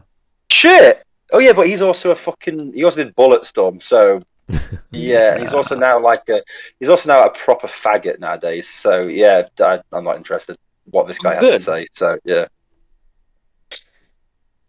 On the watch together, the watch together, I couldn't read the top of a tweet, so I didn't know who it was. So, okay. I thought you just couldn't read in general. Okay. Oh yeah, because the font size is much bigger on phone. Yeah. All right, no problem. But it would be better as games become more recognized as an art form and more differing voices start to They are an art form. Who cares? be heard. Yeah, More visions are emerging, and people are starting to appreciate them as different visions instead of as objective mistakes. Even Wait. What? What the fuck are you? What the fuck did you just say? Let's just try that one more time. voices start to be heard, more visions are emerging, and people are starting to appreciate them as different visions instead of as objective mistakes. Visions? What? There's more visions occurring, so people are starting to see them as visions and not objective mistakes. What? Sir, Did he say objective? I thought he said subjective. No, objective. Objective. Sir, I'm revoking your English speaking card. So you're gonna have to learn like Pakistani or like Mandarin because you're not using English letters and words correctly here. I don't know. Maybe you need to retake some classes. Wait. So the definition of a vision is an objective mistake? But though? But people are seeing them as visions and not objective mistakes. So, Well, how do people see that as objective mistakes? What does that mean? I can see things as a vision. I can still call that vision a mistake. Hitler had a vision of a world without Jews. That was a mistake. Well. So Let's go with a simpler one. Zack Snyder had a vision. I think it's still a mistake. Yeah, but he's talking about video games being visions, and I'm like, what is that? E.T. was a vision. E.T. the video game was a vision of making money. That was a mistake. Free EA game. What's the vision for that? I don't think this is a proper understanding of what he's trying to say, and I don't understand what he's trying to say in the first place. So yeah, this is why I'm saying I'm revoking your English speaking card because you obviously don't know what words are. You don't know what a sentence structure is. It's marked on my calendar, so I'm not sure what language he's speaking. I've never learned this language. People have learned that games are art and they're people's visions, so they see them as visions and not objective mistakes. That's not a sentence. That sentence doesn't make sense because you're just saying words. I know it's someone's vision. Okay, if he wants to say that, okay, fine. what does that mean? And I don't think he's gonna explain what any of that means. Yeah, that's what I'm saying. How can you not see that as like a wow? I need to explain myself, right? You say something like that, and you go, "Oh wow, that's really I gotta expand on that." This is another case of not having an editor or not rereading your script, because that just did not connect to the subject and the predicate. But I don't know what rational person says something like that. Well, I think he's trying to say because Roger Ebert doesn't see video games as art, and I don't know what he sees them as. Now he's saying some people have ideas. All he sees nowadays, Smud, is either the inside of his eyelids or the casket. So I'm not bothered what his views on video games are now. So, all right. What does it matter what Roger Ebert thinks? I don't even know. Anyway, let's this is going nowhere fast, but let's just. This is all in relation to power fantasy, male objectification, and Lady-Fanservice. I don't think any of these guys that left the video hours ago. The title is just a formality. It doesn't really mean what you're watching. We don't know what exactly we're gonna. It shouldn't be a formality. That's the problem, unless if it's like a joke. I want to make video. The YouTube channel. I don't. No. But it's like, I don't like God of War. How do I make video about not liking God of War? Oh, I'll say. And that way it hits with everybody. Yeah. So that everyone clicks on it like a fucking. What a fucking asshole. Then I can also just like lie and say, "Lol, I'm joking." See, everything I said was a joke. See. Oh, see. You took joke too serious, bro. Yeah, we probably understand the joke better if you took your fucking cock out your mouth. All right, let's keep going. Even games that used to be action schlock and didn't need a good story are starting to get them. That's a good thing. Remember God of War? Well, now it's back, and it's actually made Kratos into a compelling and interesting human being. You're still running around hitting stuff with an axe, but now you're teaching this kid to fight too in this scary new world. But you don't teach a kid how to fight. Hold on. This kid? You mean his son? But you would... You listen. Understand the family unit. Okay, hold on. I have not played a single God of War game, right? I haven't touched a single one of them. I know more about this fucking series than hbomberguy does. What I was gonna say, because I'm pretty sure when they announced God of War, that they said it was his son, right? Yes. So how did he? Wow. Either he's the They made jokes about it being dad of boy since dad of boy. Yeah, seriously. So, so he's either an idiot or he just doesn't care.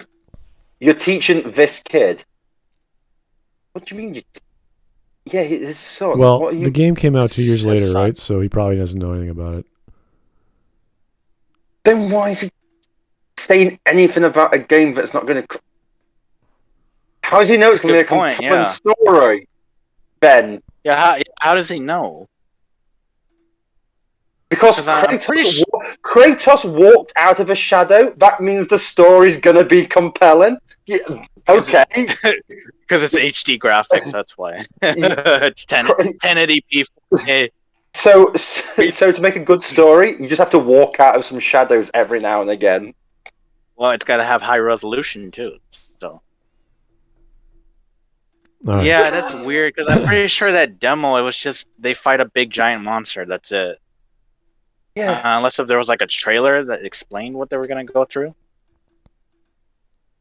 Holy shit! Like, get my life into like fucking. Oh god, I just. Anyway, let's keep going. New world. You're watching Kratos be a dad. He's a little out of shape and older, and he has a kid, but he's actually a more.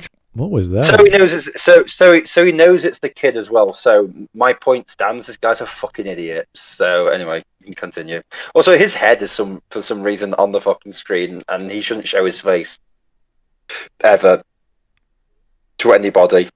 literally wear a mask. In fact, don't leave your house. In fact, stop interacting with humanity. Go away. Wait, is that? Hold on, is that his face? What? I don't know. I assume. Why did he do that? I don't.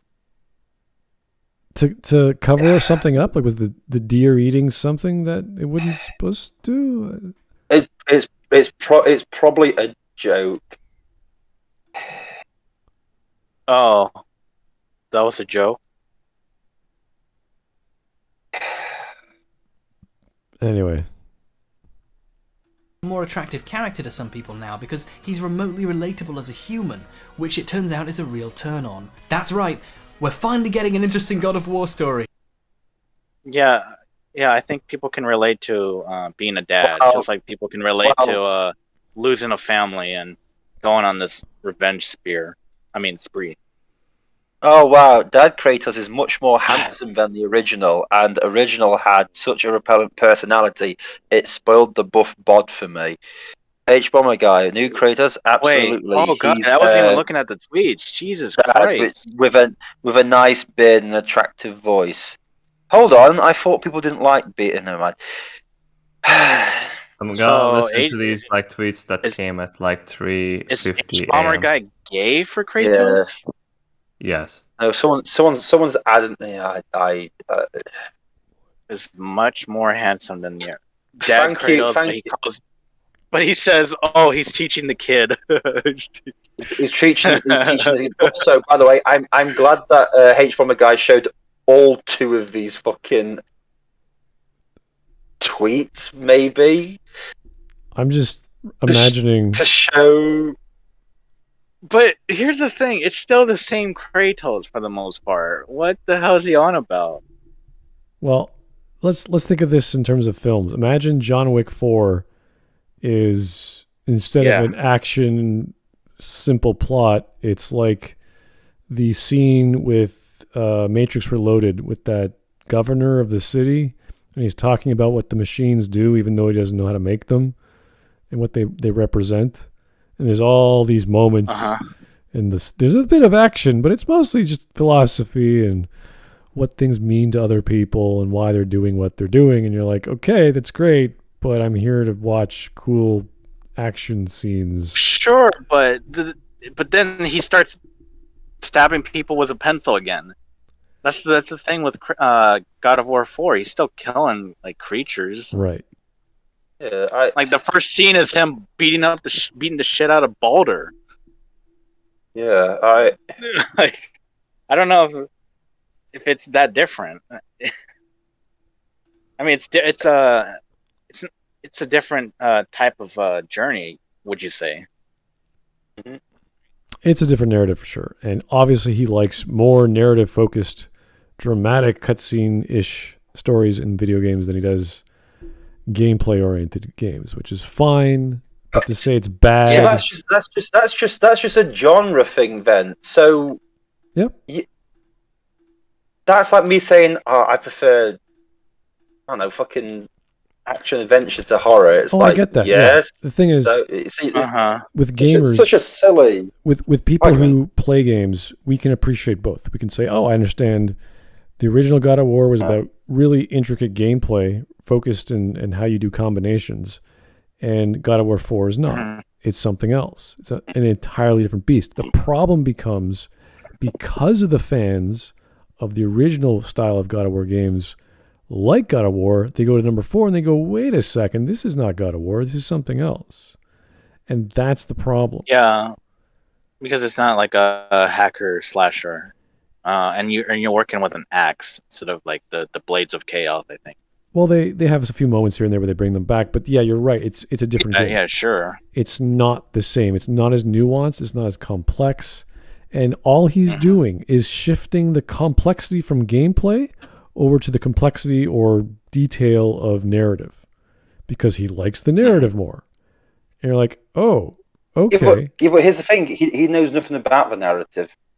Well, the game hasn't come out yet at this point in time. Yeah, he has no idea. Yeah, he's literally saying, I like the narrative because Kratos moved from the shadows. That's literally his only thing.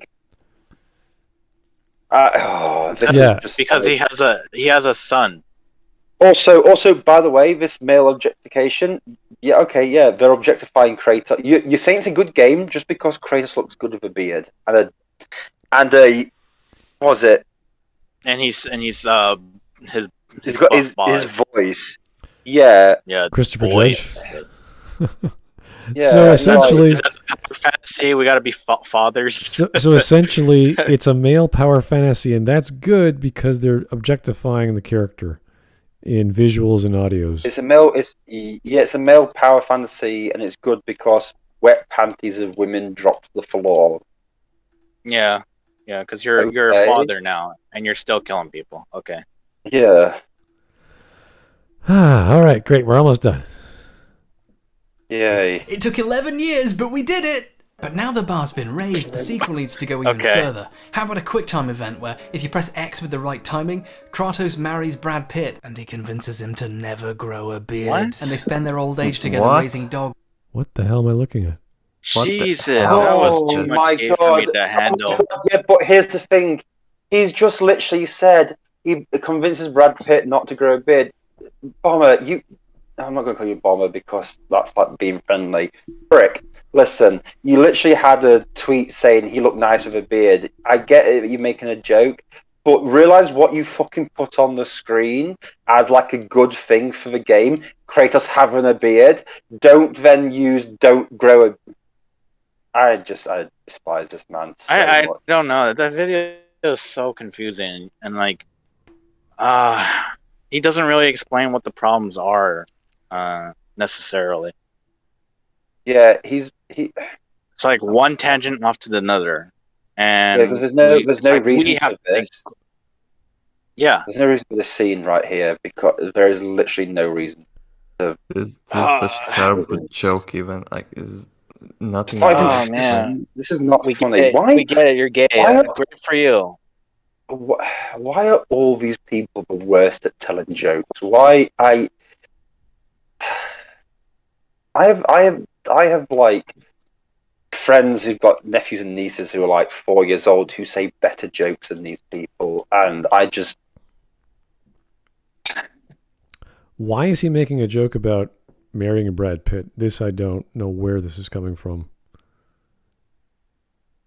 because of a beard thing, and he made Because a he joke wants to marry about it. Brad Pitt. That's the power fantasy, apparently. I don't understand this male objectification of beards. I don't get it. And where's the lady fan service come from? I don't know. Beards Have we are gotten to that great. yet? It's like beards are great. I get it. Yeah, I know. I have one. It's like, yeah, they get you a lot of fucking pussy. The brief it's fine. the but- brief mention of okay. Bayonetta, I think, was more geared towards men. So I don't know what the lady fan service has anything to do with. You could have just said fan service. The game is for men. It's like, yeah, sure, why not? Holy shit! I have just got.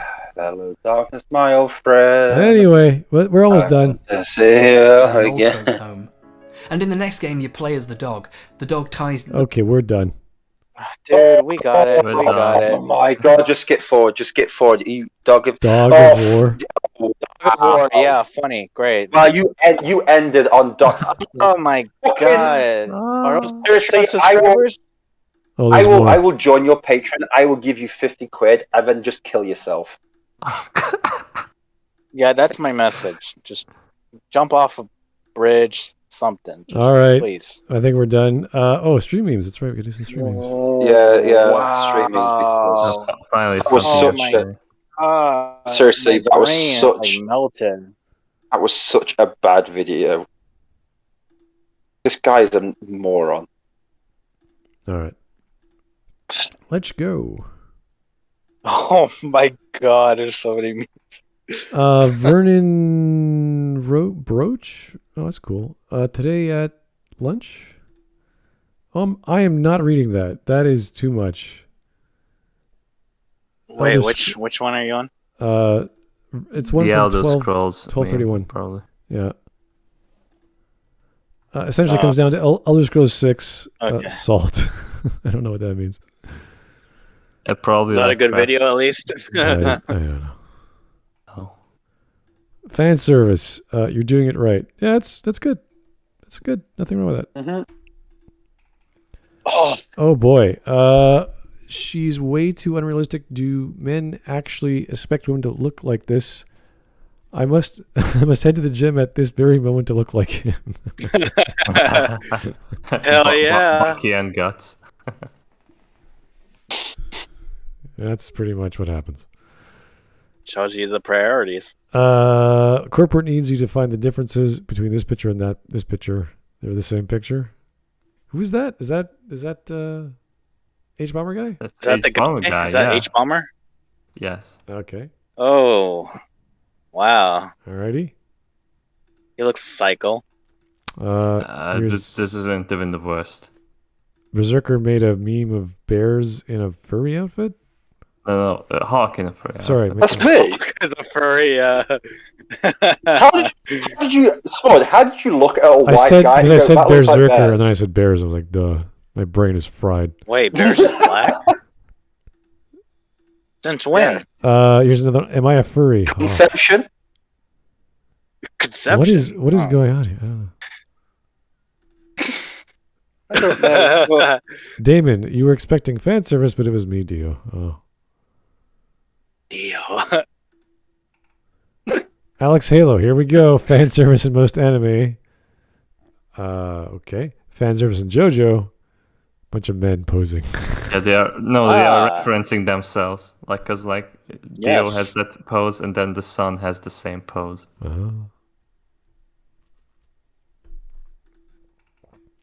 Here we go. Fan service in other animes. Fan service in JoJo. That's not fan service. Oh gosh, she does have them tickle bitties. Bow down before the king, the queen of fan service. Yeah. That's high school DxD. Wait, no, it's not. Isn't that Fairy Tail? What is that? Fairy Tail. Fairy Tail. Yeah, okay, never mind. What? Okay, Ishtar and Fate, Grand Order. Yep. Why is she wearing so little? Just random fan service, I guess. Ishtar and History.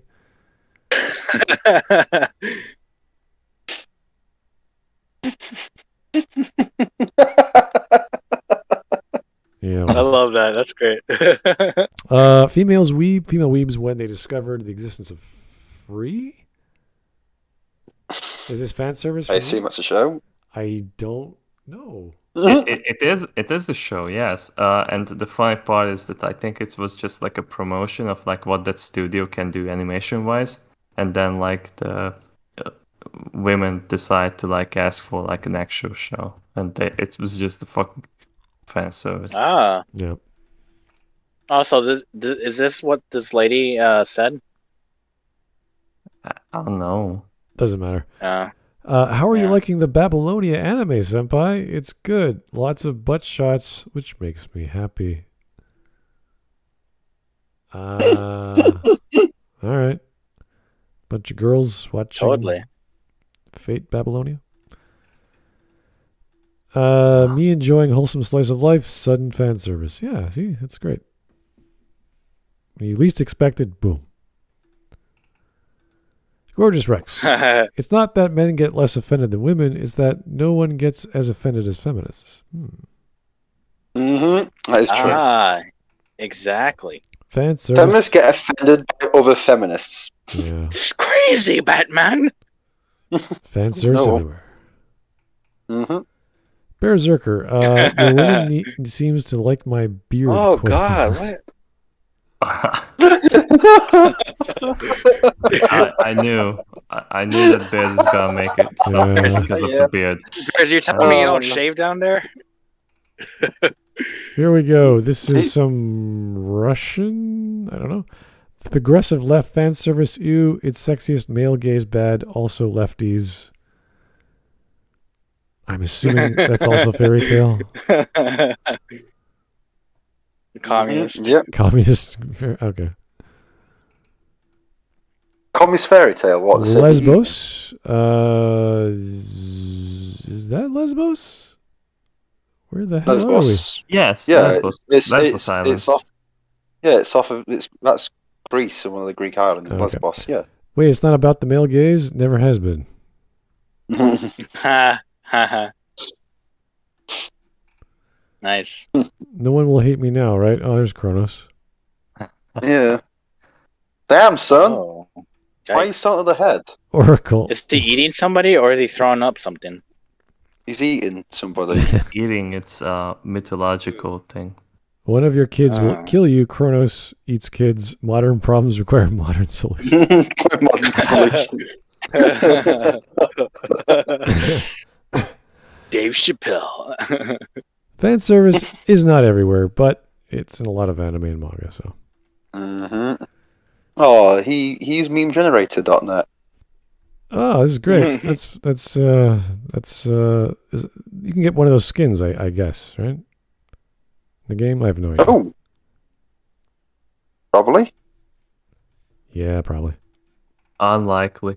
They would never give such a sexy outfit for a Blizzard character nowadays. So No. I don't know what this means. Left is gay, right is straight, centrist is bi, and woke. Bi, wait, yeah. you guys are having And the sex. Having sex, yeah. Okay. I'm not sure how centrist is bi, though. That's kind of weird. H-bomb Booba Ninja Bad. And there's all these amazing poses. And, Wow, she's hot. what's her name? Cody? No, Koji? What the hell's her name? Boob woman. Boo? No, she's from a fighting game. But shit. Mommy milkers. Boob fighters? Meanwhile, from the same game, it's Voldo. Yeah, the crazy, weird guy who guards a vault all day. Yeah. He has a lot of sharp Oh, is this, objects. He's a Soul JoJo Calibur? character, ready to pop out. Mm. Yeah. I like Lodo. He's cool. He's pretty. He's got those really crazy moves when he just stands there. He just moonwalks. Very smooth. Anyway. Yeah. Alex Halo. Yeah. Someone walks in on me watching anime fan service. Bonjour. Bonjour. Bonjour. That's actually a really good one, Alex. I like that. I know, because it's a white bear. Every time someone walks in, it's fan service. That's because the entire show is fan service. Yeah, but it's like you could be watching something, and then as soon as like somebody walks in, it's the most awkward thing on the screen, and you're just like, yeah, you got me. I'm just gonna masturbate now. Just can't get any more awkward. In front of you. when the fan service plot and characters are just right. Just right. Okay. Fan service. Offering fan service for cats too. Aw. Oh, that's cute. Where is this I like taking that. us? I want the next one. So why Whale did you fan fondle my breasts? Fan No service. justification. No justification is necessary. I think that's No Game No Life. I think. Well, they're soft and squishy. I mean, I think it's. I can't be certain. It could be another one. Fan service. This is how you do it. Oh God. No. I don't get it. No, please no stop. more Lucky Star. Yuri fan service. Yum. Food Wars fan. You get used to it. Extreme fan service from Goblin Slayer. Their friend 1 minute into the first episode. Yeah. Well, not the first minute, but pretty close. If the female body bothers you, then leave the anime community. Yeah, that's a good way of putting it. Or if the anime female body bothers you, maybe not the female body in general. If the female body bothers you, then just leave. Just leave the planet. Here we go. This is the male fantasy. Men want to be strong. This is not the female fantasy. Women do not want to be attractive. Well, obviously, yeah. Who would ever identify with a sexy Yeah, android female who's wearing a maid outfit? I don't know. I just can't possibly understand there. Mm-hmm. Ridiculous. It's just ridiculous. But has- are they gay? And it has so many philosophical narratives. It's kind of silly, but you know, Mhm. it's an awesome game. If all on Olympus shall deny me my vengeance, then all on Olympus will die. Such a generic revenge story. Yeah. Yeah, totally. So we've seen that so many times. Killing the gods is like not a generic revenge story. Yeah, we've had that for so long. I can't remember how long it's been. So obvious. So been done to death. Here's Kill a Kill. Did you say fan service? Well, here we go. There's Mateus's girl. Press circle to hug family. Make sure they survive literally in the first game. Yeah. Ah, yeah. Horrible, horrible father figure. Look at that guy. Hugging his family. Wow, piece of shit. Fan service is all about men. Chris Hemsworth was not pumped about filming a shirtless scene for Thor Ragnarok. I don't know. I wonder what that means, but okay. That's not true. That's impossible. Yeah, I think.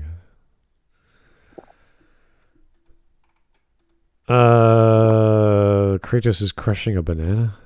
Oh, Yeah, because like H-Bomb has an avatar where he dresses up as a banana. Incredible. Yes. Yeah. I support this message. Gender neutral toilet of the future. New seat TM feature allows use by both sexes. Yeah, no kidding. All right. That would be funny if somebody actually did that. They could make off so much if people actually bought into it. Well, I think I wanted to say like gender neutral bathrooms, but I feel like the toilet came out better. gender neutral toilet because it's the representation we need, but not the one we deserve. Isn't it the representation we deserve, but not the one we need? I don't know. Yes. I mean, like when you have diarrhea. You have diarrhea. Like, really, do we deserve it? Your identity is the least of your problems. You're gonna get to that toilet, and it doesn't matter who's in that bathroom with you. What do you identify as? Whatever. Here lies. What about the pronouns? Where do we insert the pronouns? Get the hell out of my way! I'll shit my pants. That's the pronoun. That's. Yeah. I will. Get away! I'm gonna blow. I'm gonna deck you if you don't get out of my way. Here lies Someone clip hbomberguy. that. That's funny.